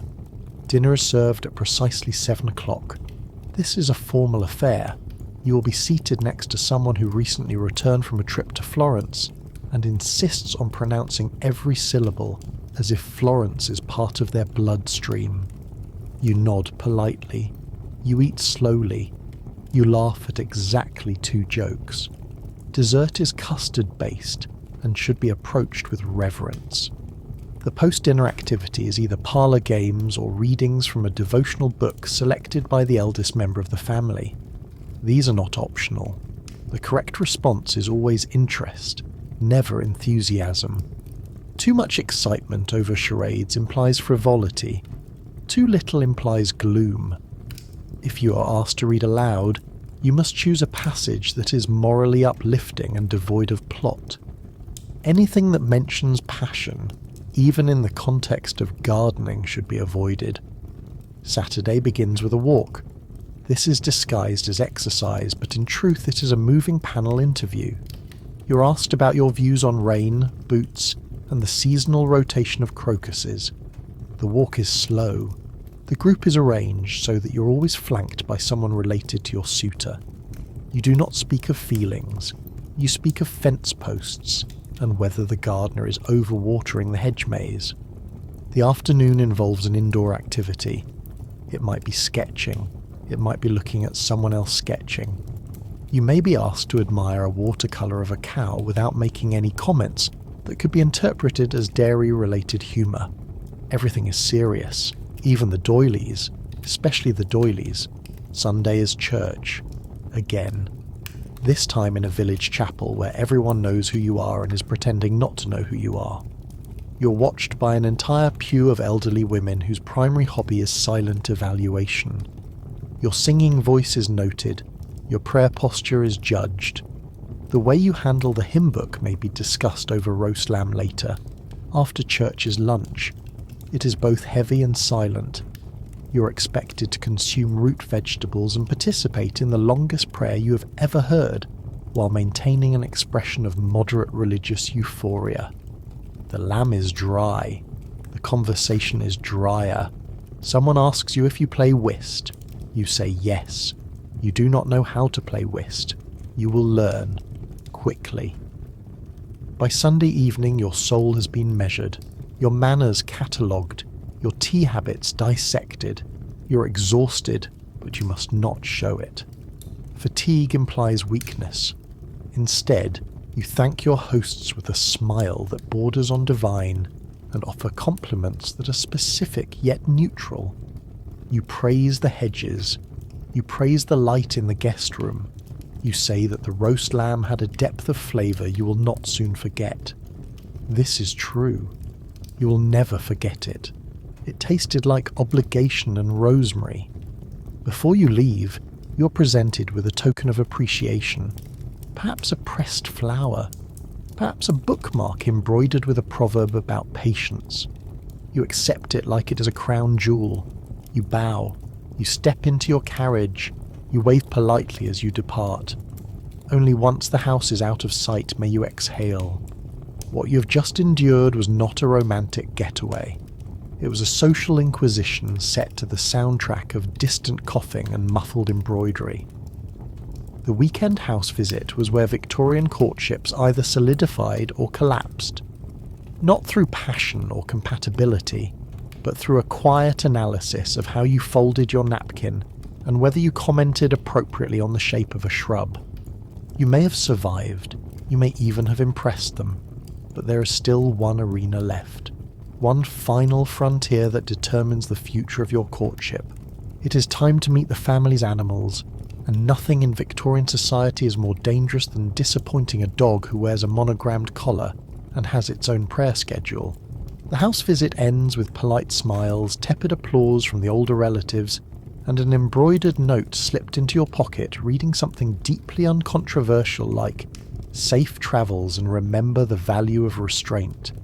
You survived the hallway temperature fluctuations, the breakfast table pleasantries, and the soul-measuring whist matches. But your courtship has not yet passed the final, most formidable threshold of Victorian approval. Now comes the moment of true reckoning. You're about to meet the family pet. Do not scoff. In Victorian England, the family animal was not simply a pet. It was a living, breathing social barometer. Its reactions were interpreted with more seriousness than parliamentary speeches. Its behaviour around you could fast-track a proposal or end a blossoming relationship before dessert was even served. Many a promising suitor was quietly dismissed because a spaniel refused to sit near them. No explanation required. The animal had spoken. Victorian families were obsessed with pets, but not in the modern, emotionally codependent sense. Pets were seen as extensions of moral character. A well-behaved dog implied a disciplined household. A cat that obeyed bedtime rules suggested divine favour. A bird that refused to sing in your presence was believed to sense unworthiness. And if you were bitten by a family ferret during your third visit, the relationship was unofficially over. The most common Victorian pet was the lapdog. Not just any dog, but a very specific breed. Peking Gs, toy spaniels and miniature poodles ruled the parlour. These were not companions. These were minor royalty. They sat on velvet cushions. They had embroidered collars. Some had wardrobes.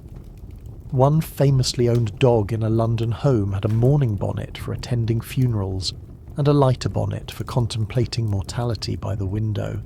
These animals were pampered, hand-fed, and frequently addressed with titles that suggested they had served in the Crimean War.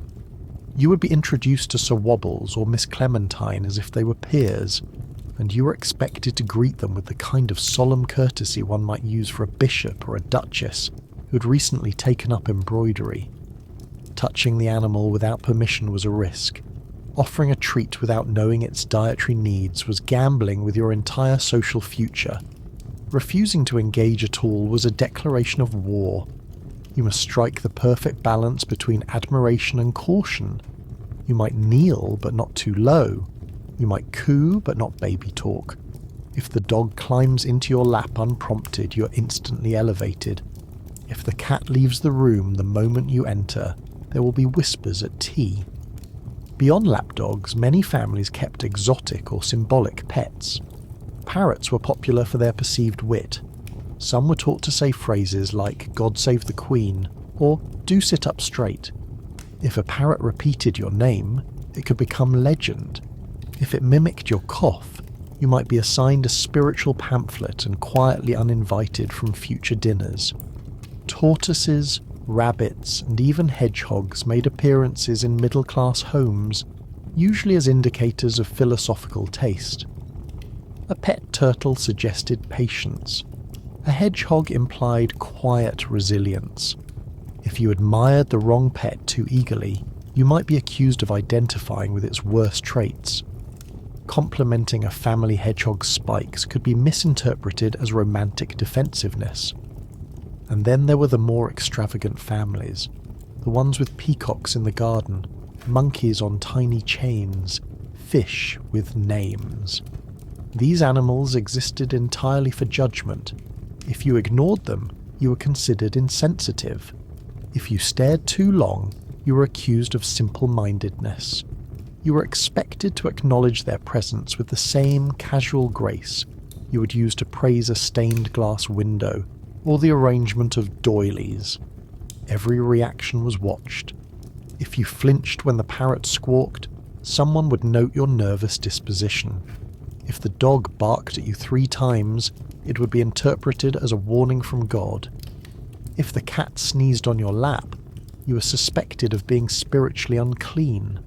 And if the hamster climbed onto your shoe and you failed to acknowledge its bravery, your manners were called into question. Pet care was equally ritualized. Victorian households often kept detailed logs of feeding schedules, bowel movements, and emotional fluctuations. You might be asked to assist with a walk or observe a feeding. This was not for your benefit. This was a test to see how you handled responsibility. Whether you could coo appropriately, whether you could fetch a leash without grimacing, whether you could listen to a 30-minute story about the day Sir Wobbles refused to eat his anchovy biscuit and what that might have meant symbolically. For women, pet interactions were laced with symbolism. The way you held a kitten, the gentleness of your tone, the positioning of your parasol while feeding a canary. All of it was measured for indications of maternal readiness, sensitivity, and whether you would one day raise children who greeted guests with the appropriate number of curtsies. For men, it was about discipline and respect.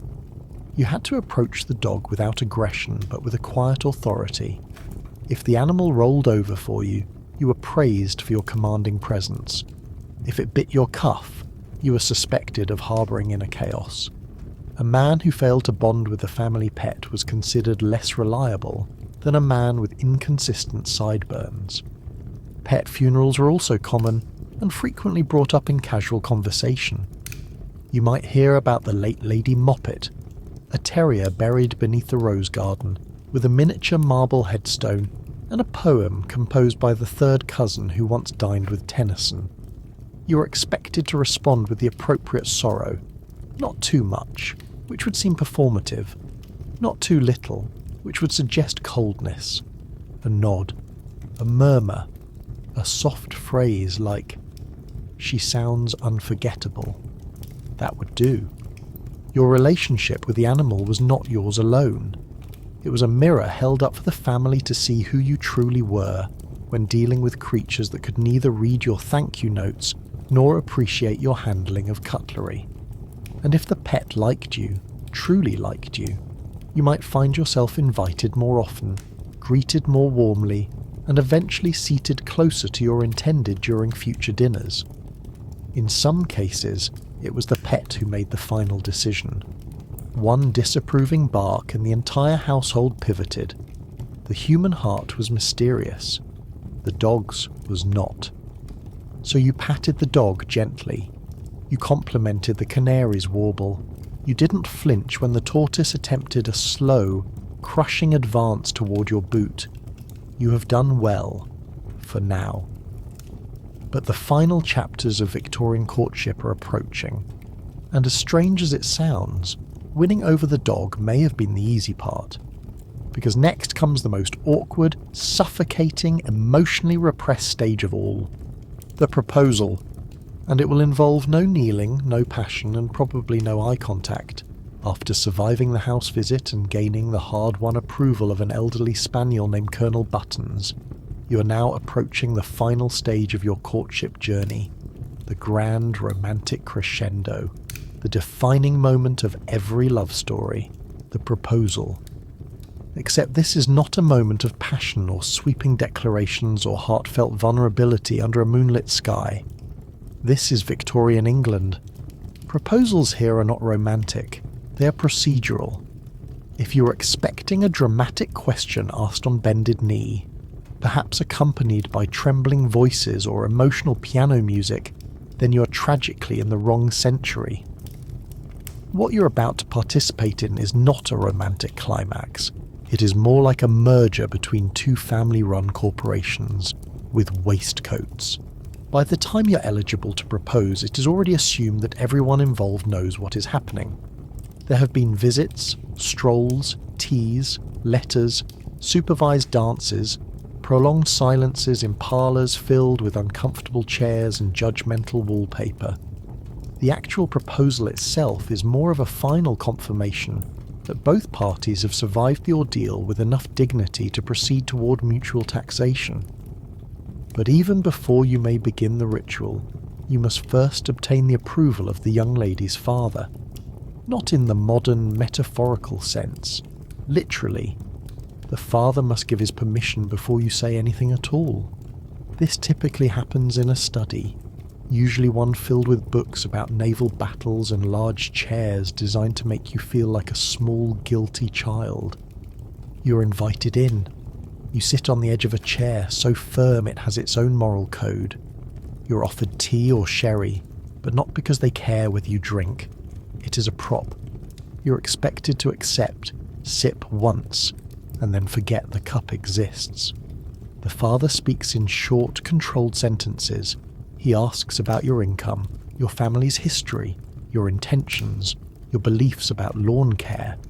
Every answer must be modest but promising. If you speak with too much confidence, you're considered arrogant. Too little, and you're seen as financially unstable. Once he grants permission, you are allowed to proceed with the actual proposal, but even then, there is no spontaneity. You do not surprise her in the garden. You do not carve the words into a tree. You do not compose a poem and read it aloud while doves are released from a basket. You're escorted into the drawing room. She's already there. Her mother is possibly nearby, pretending to embroider something but actually listening like a hawk. You sit. She sits. There is silence. A long, thick silence made heavier by layers of fabric and the haunting scent of lavender polish. You clear your throat. You begin to speak. The words themselves must be chosen with military precision. No metaphors, no flowery descriptions of the soul. A proper Victorian proposal is brief, respectful, and almost entirely emotionless. Something like, "I hope you might consider the possibility of a future between us," or "I have spoken to your father and believe our prospects to be mutually beneficial." These are acceptable. Saying "I love you" could result in fainting, or worse, a second proposal just to clarify that you meant it in the most socially appropriate way possible. Once the words are spoken, she will pause, not because she is uncertain, but because it is expected. Immediate agreement suggests desperation.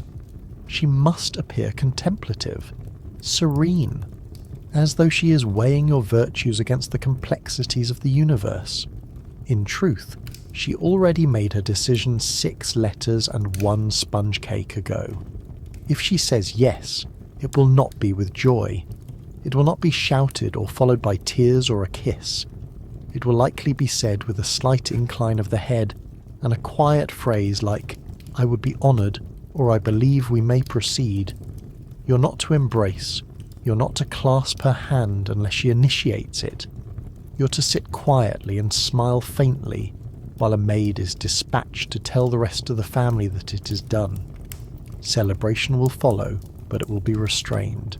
There may be tea, there may be a piano piece, there may be congratulations delivered in the form of solemn nods and compliments about your cufflinks. Everyone will pretend that this is the happiest moment of your life, while also doing everything in their power to suppress visible happiness. This is Victorian England. Unchecked emotion is for novels and people with poor reputations. Even the engagement ring, if there is one, is subdued. Diamond rings did not become widespread until the late Victorian period, and even then they were simple and discreet. Overly ornate jewellery was considered tacky unless you were royalty or catastrophically wealthy. The preferred ring was one that could be admired quietly while holding a teacup or passing a hymn book. From the moment of acceptance, your relationship changes immediately. You're no longer in courtship, you're now in the betrothal phase. This comes with its own rules. You may now refer to one another as "my intended." You may write longer letters, though they are still read by others before being delivered. You may walk together with slightly less distance between you, though physical contact is still governed by the laws of physics and the emotional policies of the local vicar. You will be expected to spend time with each other's families, not romantically, domestically. She will watch how you hold a teacup while speaking to her uncle about tariffs. You will watch how she organises flower arrangements for the parish bazaar. These are the trials. The test is not whether you are compatible emotionally. It is whether you are compatible when folding a linen napkin next to someone whose name ends in hyphen. There will also be announcements in newspapers, on printed cards. Read aloud at luncheons by relatives who have waited 20 years for something to gossip about that does not involve mildew. You will be congratulated by people who have never spoken to you before. Children will stare at you in horror. Dogs will sense the shift in your status and begin sniffing you with added purpose. The engagement period is not long, usually a few months. It is assumed that if you have gotten this far, any further delay is suspicious. You're not given time to reflect or reconsider. That would be absurd. You made your decision in front of 3 doilies and a footman named Gerald. That is sacred, and so you begin planning the wedding, which is not about you. It is about the family, the guest list, the linen choices, the order of the hymns, whether the reception will include blancmange or if that is too adventurous. You will be asked for your opinion, but you will not be expected to give one. Your job is to show up, smile, and avoid fainting during the vows. But the wedding is its own catastrophe. First comes the bridal preparation, the garments, the transportation, the 47-minute discussion about the placement of lilies, the panic about the weather, the uncle who insists on quoting Byron at the reception, the cousin who forgets the family tart recipe and has to improvise using cloves and bad decisions. It is all coming. But for now, you sit in silence, holding the knowledge that you have proposed, that she has accepted, and that your journey through the maze of Victorian romance is finally, nearly blessedly approaching its ceremonial climax. Assuming nothing else goes horribly wrong, now that you are officially engaged, you have been swept into a new realm of social performance. The courtship is complete, the proposal has been sufficiently restrained, and the families have shaken hands in what was essentially a gentle business agreement conducted with doilies and sugar cubes. But before you can call yourself married, you must endure the Victorian wedding. Not the vows, not the kiss, the event, the production, the one-day spectacle that costs more than your annual income and requires the emotional stamina of a lighthouse keeper in a hurricane. Victorian weddings were not romantic. They were logistical declarations of status, morality, and linen ownership. You were not getting married, you were becoming married. A process that involved church announcements, wardrobe construction, public coordination, and an overwhelming number of people named Agnes. It began with the banns. These were public announcements made in church on 3 consecutive Sundays, informing the community that you intended to marry and inviting anyone with a legal objection to speak up. This was not ceremonial. It was a legal requirement. Anyone who remained silent forfeited the right to gossip afterward. Anyone who objected had to do so in person, out loud, and ideally without fainting halfway through their sentence. The bans were meant to ensure that both parties were eligible and unencumbered by previous engagements, cousins, or unresolved farm disputes. Once the bans had been properly read and no one had collapsed in protest, preparations began. The first priority was the bride's wardrobe, not the dress, the entire wardrobe, the trousseau.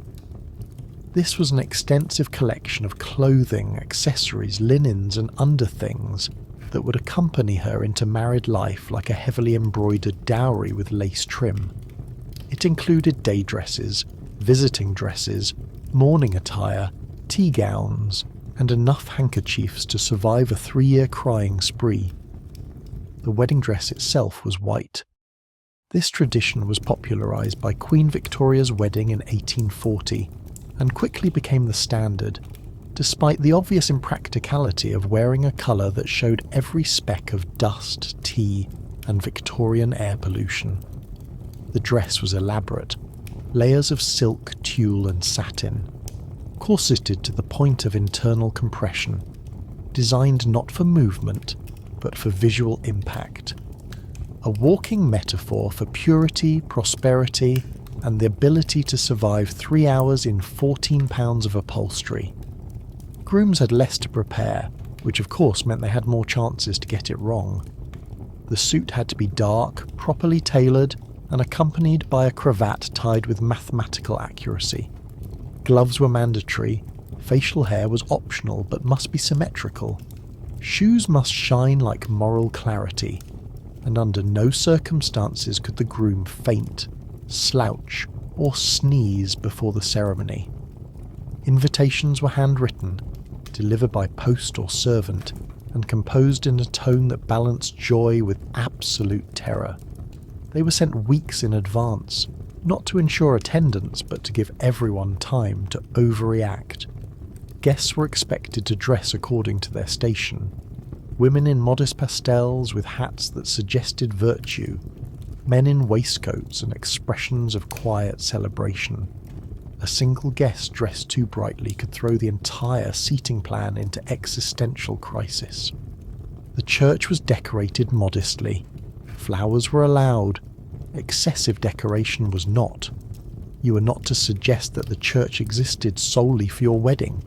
It existed for the community, the Queen, and possibly God, in that order. The aisle was kept clear. The pews were arranged for maximum visibility. The goal was not intimacy. The goal was a full view of the spectacle. You were not just marrying, you were being watched marry. The bride arrived fashionably late, not because she was nervous, but because arriving on time was considered unladylike. She stepped from the carriage with the assistance of at least 2 attendants, 1 maid, and possibly a stable boy holding her skirt aloft like it contained sacred relics. Her veil was long, symbolic, and positioned with the kind of care usually reserved for military flags. She was then escorted into the church to the sound of a hymn written by someone who thought joy should be slow and organ-based. The ceremony itself was brief but dense. Vows were exchanged with solemnity. No jokes, no personal statements, just the prescribed phrases about sickness, health, and unavoidable duty. Rings were presented, hands were joined. A kiss was optional and, if allowed, was expected to be more symbolic than biological. Applause was not customary. A single approving cough from a respected aunt was sufficient. After the ceremony came the most dangerous part of the day, the reception. This was not a party. This was a display. Guests were expected to eat, smile, and remain seated for hours without expressing physical discomfort.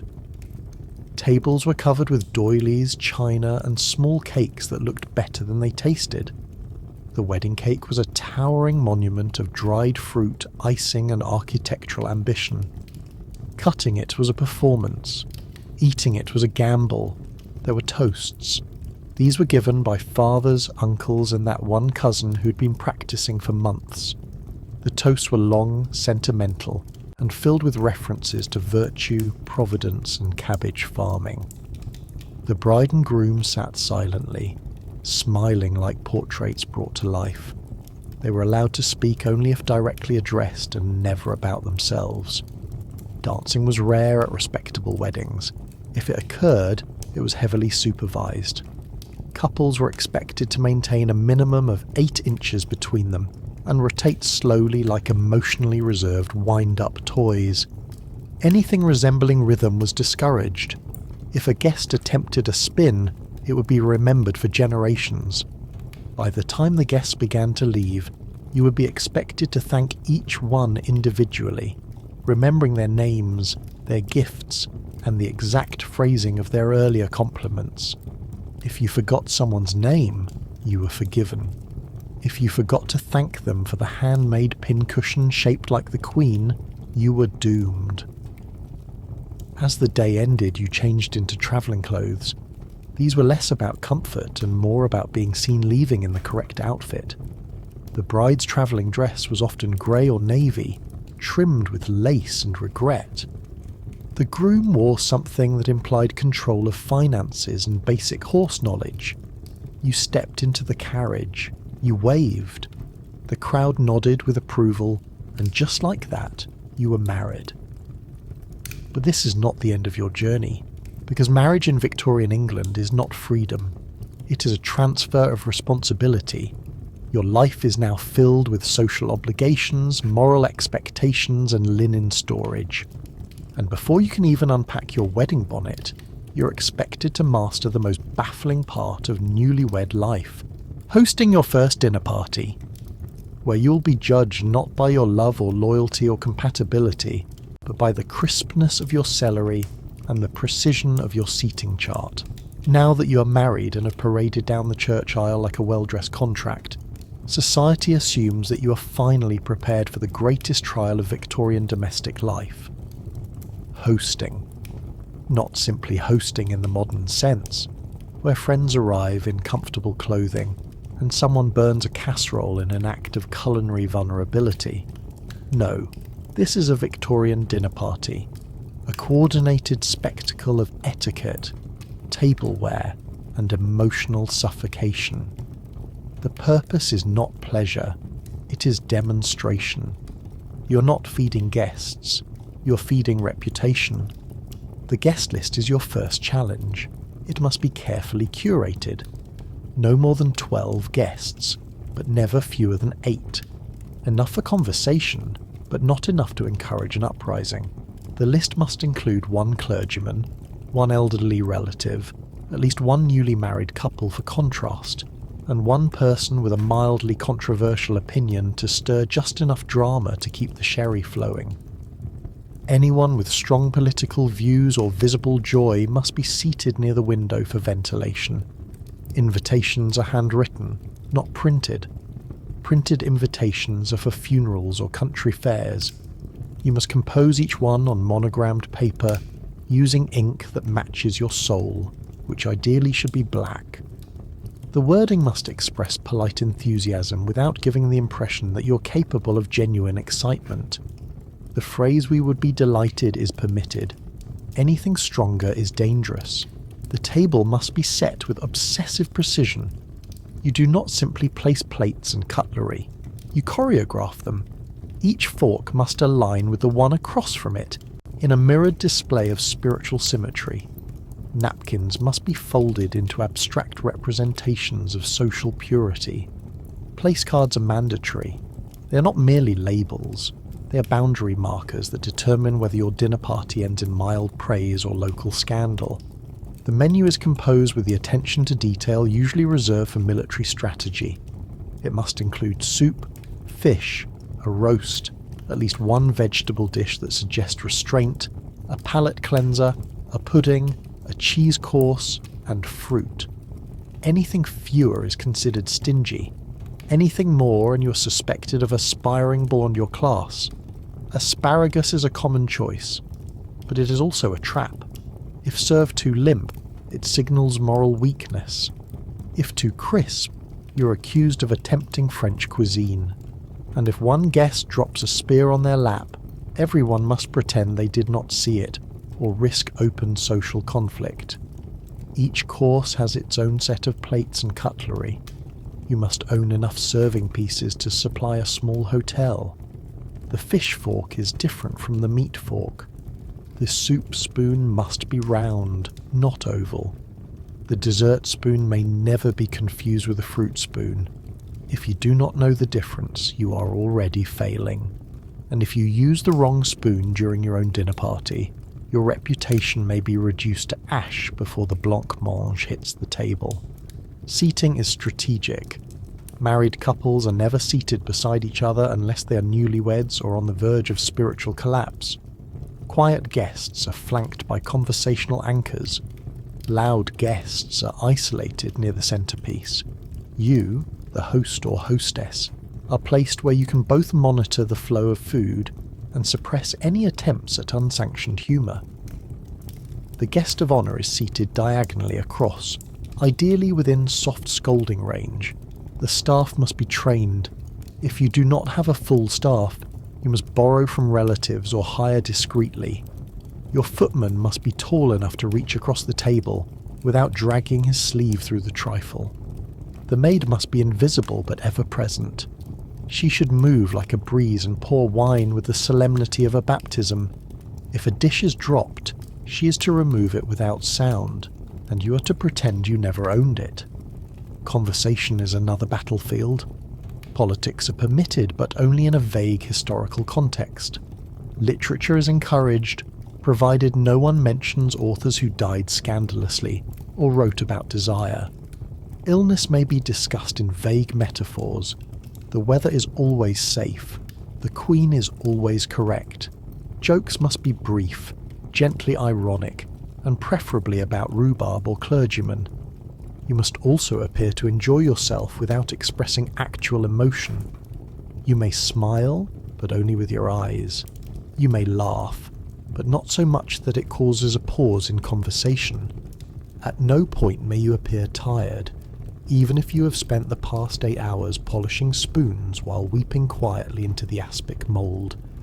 If there is music, it should be light, preferably a string quartet, or if you are modest, a pianoforte played by your niece, who recently completed her 2nd year of lessons and only sometimes forgets sharps. If singing occurs, you are to express appreciation even if the solo sounds like a hymn performed by a confused goat. Clapping is not permitted. Polite nodding is preferred. Dessert is your last chance to salvage the evening. It must be sweet but not excessive. Custards are ideal. Trifles are acceptable if the layers are visible and symmetrical. Puddings must be served with sauce poured from a vessel that suggests old money and controlled ambition. Cheese may follow, but only if it is served at the right temperature and accompanied by fruit that has been washed by someone with emotional stability. Coffee is served in the drawing room. Liqueurs may be offered, but cautiously. Brandy is traditional. Sherry is safe. Anything with a foreign name must be introduced with a short lecture about its origins and a mild apology. Your guests will sit, sip, and slowly begin to compliment you in carefully coded language. If they say the asparagus was delightful, they mean the soup was too salty. If they say the conversation flowed nicely, it means someone argued about chimney tacks and had to be emotionally redirected with plum cake. When your guests leave, you must walk them to the door. You may not yawn. You may not remove your shoes. You must smile as though you have not spent the evening performing the social equivalent of a high-wire act while balancing a tray of soufflés. You close the door, collapse into the nearest armchair, and begin questioning your worth as a human being. And yet, the dinner party is considered a success. You're now officially a functioning Victorian couple. Not because you love each other, not because you danced in the moonlight, but because you fed 12 people without visibly sweating through your formal wear or setting the flan on fire. But the next morning brings a new challenge, because you are expected to pay a visit, a formal return call, to thank your guests for attending your dinner, and these calls involve time limits, complicated hat etiquette, and the terrifying possibility of unexpected tea. The dinner party is over, the silver has been repolished, and you have survived a social trial by fire dressed in lace. But just when you think you might relax and perhaps eat a meal in private without comparing spoon curvature, the true test of Victorian social endurance slithers up your front steps disguised as courtesy. It is time for the return call. No one tells you this, of course. It is simply understood. Like the sudden urge to die of embarrassment, or the instinct to match your gloves to your soul. After hosting a dinner party, you're required to visit every guest who attended. Not all at once. That would be horrifying. These visits must occur within a narrow, unspoken window of time that everyone somehow knows but no one dares define. And you cannot just show up. You must begin the process by presenting a calling card. A small, stiff rectangle of social theatre, inscribed with your name and nothing else. No contact information, no smiling headshots, no invitation to brunch. Your calling card does not want to be friends. It wants to hover politely at the threshold of acknowledgement. These cards are delivered by hand, ideally by a footman, or if you're tragically underfunded, by you in a state of carefully curated anonymity. You knock once, not twice, never thrice. One firm knock, enough to declare your presence without drawing attention. The door opens, a servant appears, you offer your card. The servant bows, you leave. No conversation, no lingering. The ideal social visit is one in which no one sees your face. The recipient will then place your card on a silver tray near the front door, not for display, but as a ledger of shame. Visitors who came, callers who must be answered, debts of politeness tallied in ink. Some hosts will rank these cards by importance. Yours may sit atop the pile if you're considered charming or influential, or it may slide into the lower layers like a rejected canapé. The position of your card is a silent scream. Now comes the visit. If your card is acknowledged with a reciprocal visit, you are obligated to return that visit. If your card is ignored, you must pretend not to notice for the rest of your natural life. There is a delicate dance of who calls on whom, and the number of times you may visit without response before being considered a social barnacle is precisely one. On the day of the visit, you must dress appropriately. You cannot arrive in the same outfit you used for delivering cards. That would be suspicious. You must wear walking attire, which is different from afternoon attire, which is entirely separate from full dress. Your gloves must be fresh. Your hat must be at a socially acceptable angle. Your parasol, if carried, must not suggest emotional neediness. The visit itself is brief, between 15 to 25 minutes. Any longer implies desperation. Any shorter implies hostility. If you are received in the drawing room, you must sit only after being invited. You do not place your bag on the furniture. You do not mention health unless asked directly by the hostess, in a tone that suggests she already regrets it. Conversation must remain light and deeply pointless. You may comment on the weather, the condition of the roads, the health of mutual acquaintances you do not like, and the general mood of the Queen, as if she were a barometer. You do not speak of money. You do not speak of feelings. You certainly do not speak of anything that happened after 5 p.m. the day before. If you're offered tea, you must accept it, even if you do not want it. Even if the tea is cold and the cup smells faintly of soap, you must sit politely, as if the liquid in your mouth is a national duty. Refusing tea during a social call is akin to slapping someone with a glove, not in a dashing way, in a legally actionable way. If you're not offered tea, you must act as though this is a kindness. Perhaps the household is busy. Perhaps the water is being boiled for someone more important. Perhaps the hostess has deemed you unworthy of caffeine. Regardless, you do not comment. You smile, sip air, and pretend the cup is full of aristocratic insight. You may not laugh loudly. You may not fidget. You may not examine objects on the mantel unless directly invited. If a dog enters the room, you may acknowledge it with a mild comment about its disposition. Do not attempt to pet the dog unless it sits directly on your foot and requests a sermon. You're not there to bond with animals. You're there to hover gracefully and leave before your soul begins to show. When the visit ends, you rise, thank the hostess with a phrase that includes no adjectives, and leave promptly. You do not compliment the room unless the wallpaper is new. You do not ask to use the lavatory. You simply vanish, like a ghost with better manners. If you host, the roles reverse. You must be prepared at all times. A social caller may arrive unannounced between the hours of 2 and 5. They will not stay long, but they will arrive precisely when your house is most dishevelled, your hair most rebellious, and your maid most emotionally compromised. If you are not at home, the servant must inform them politely. Not with words like, "she's out," or "she's hiding in the pantry again," but with phrases like "not receiving," which implies mystery rather than failure. There is also a system of return visits. If someone calls upon you, you must eventually call upon them. If they call again before you have returned the visit, they may stop calling entirely. You will never know why. Your social network will unravel like a corset under pressure, and you will be left to sip tea alone while rethinking your worth as a hostess. Complications arise. Suppose you see someone in public who has not returned your call. Do you acknowledge them? Do you nod politely? Do you throw yourself into traffic? The answer is to acknowledge with a subtle incline of the head that could also be interpreted as neck stiffness. This maintains plausible deniability and preserves your dignity for at least another week. Even the type of card you use matters. Married women have different cards than unmarried women. Widows use their husband's name until society permits them to express autonomy again.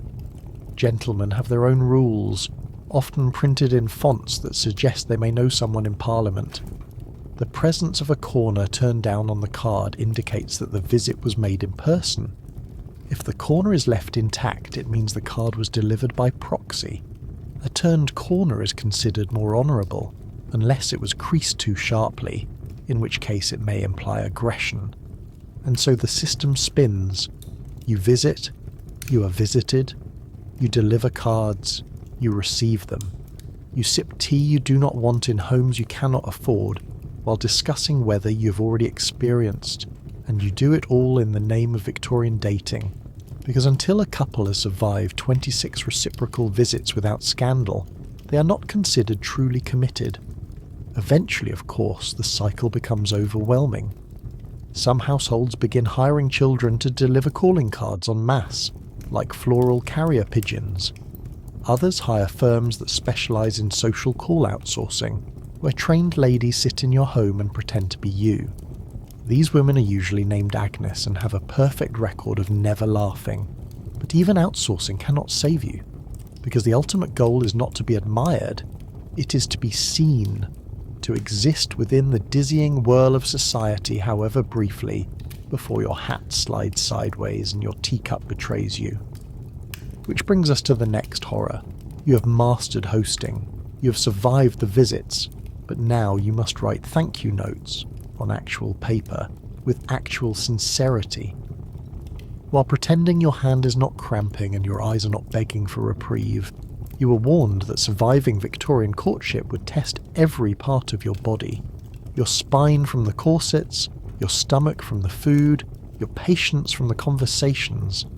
But no one told you about your wrists. No one prepared you for the slow bleeding ache of the thank you note. And not just one. Not a quick scribble after a dinner party. You're about to handwrite your personality into dozens of tiny folded rectangles, with perfect penmanship, in India ink. While pretending your social survival does not depend on the curvature of your capital G, you sit at your escritoire, which is French for small desk where dreams go to die. It is covered in the required tools of social gratitude. Cream-coloured paper embossed with your initials, monogrammed envelopes, sealing wax, an ivory-handled blotter, and a pen that seems specifically engineered to test your ability to hold anything for longer than 20 minutes. You're also expected to include a faint perfume on the paper, preferably something floral and demure, as if you've merely been standing in a garden and not wrangling ink like a feral calligrapher. The thank you note in Victorian courtship is not just a sign of politeness. It is a calculated ritual, each one weighed and measured like currency. A poor thank you note can undo weeks of social manoeuvring.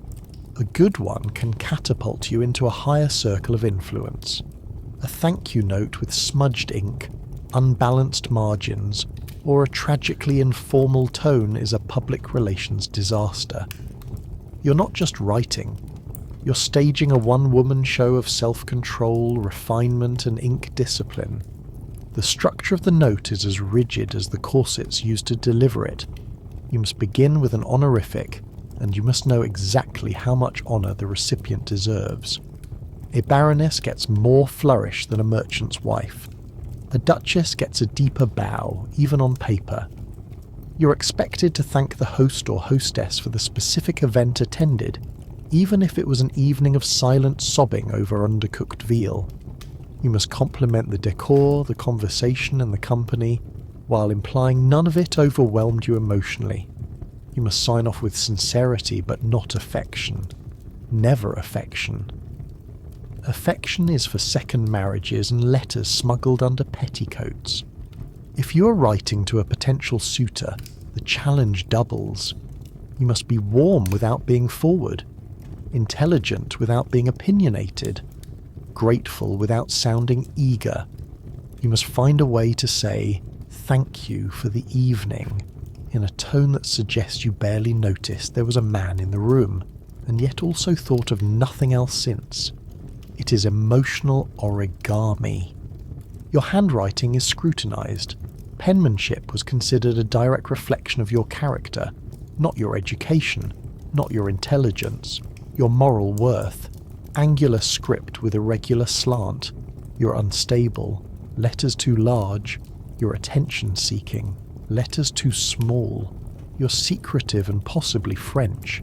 Flourishes that extend beyond the lines. You're a danger to society and should not be left unsupervised with ink. Entire books were published to instruct young ladies on appropriate penmanship. There were schools that taught only cursive, and instructors who would snap a ruler across your fingers if your capital M wandered off course. Left-handedness was considered a character flaw. Some Victorian etiquette guides suggested training your non-dominant hand to avoid appearing unnatural.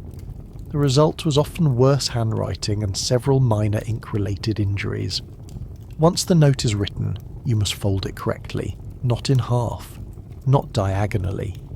You must crease the note precisely 1/3 of the way down, then again to fit the envelope, all while keeping the writing legible and unwrinkled. Your envelope must be sealed with wax, not too much. Too much wax implies desperation. Too little, and your secrets might flutter out into the world and embarrass everyone involved. Your wax stamp must be clean and crisp, leaving a neat impression of your chosen symbol. A rose for grace, a dove for purity, a swan if you're feeling tragically misunderstood. You cannot send the note by post unless absolutely necessary. To do so implies you're of modest means.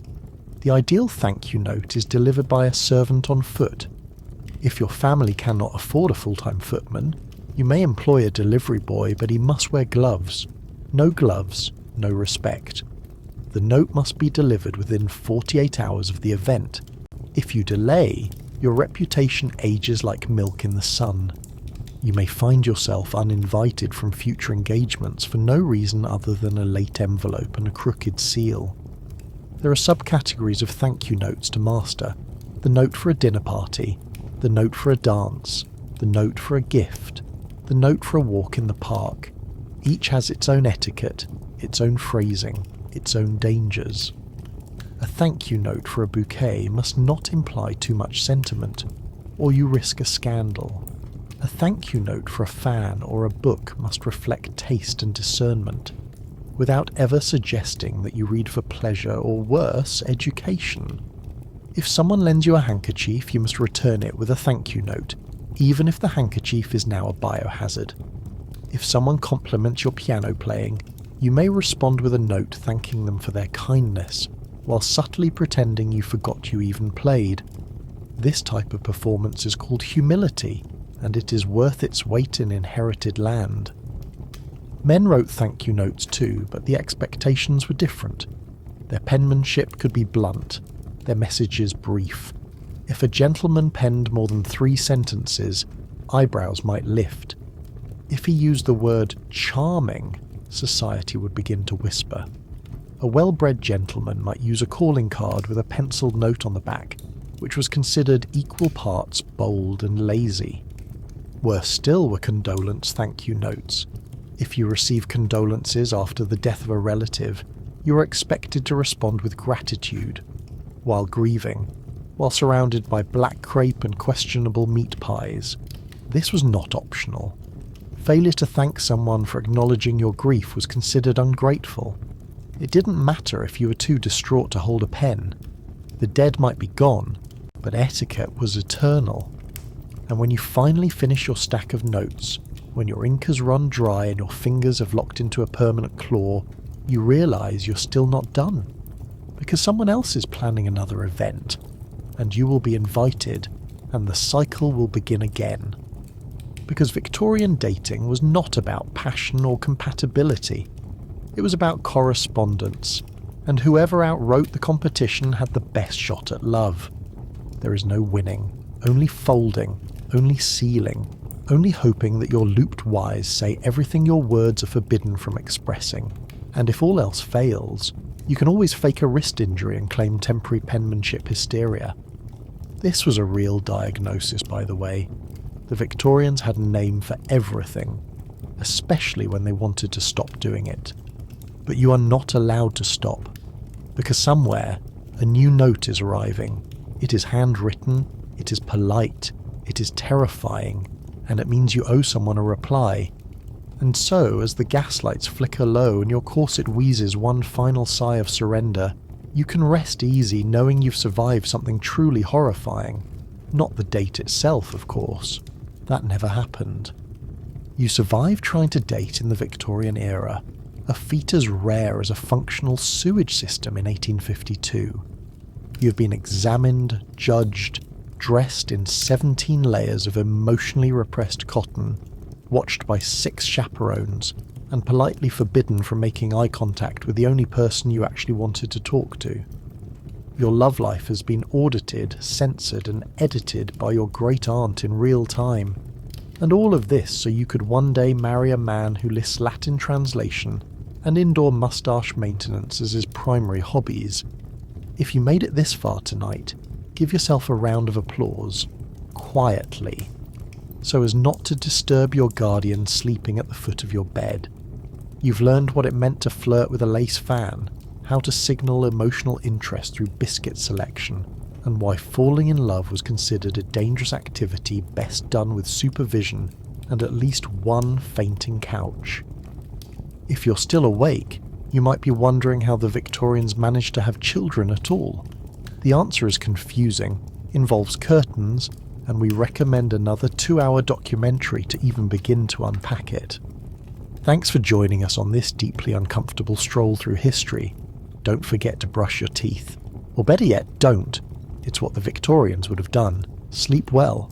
And remember, if you hear someone breathing heavily in the corner of your room, it's probably just your designated courtship chaperone. Sweet dreams.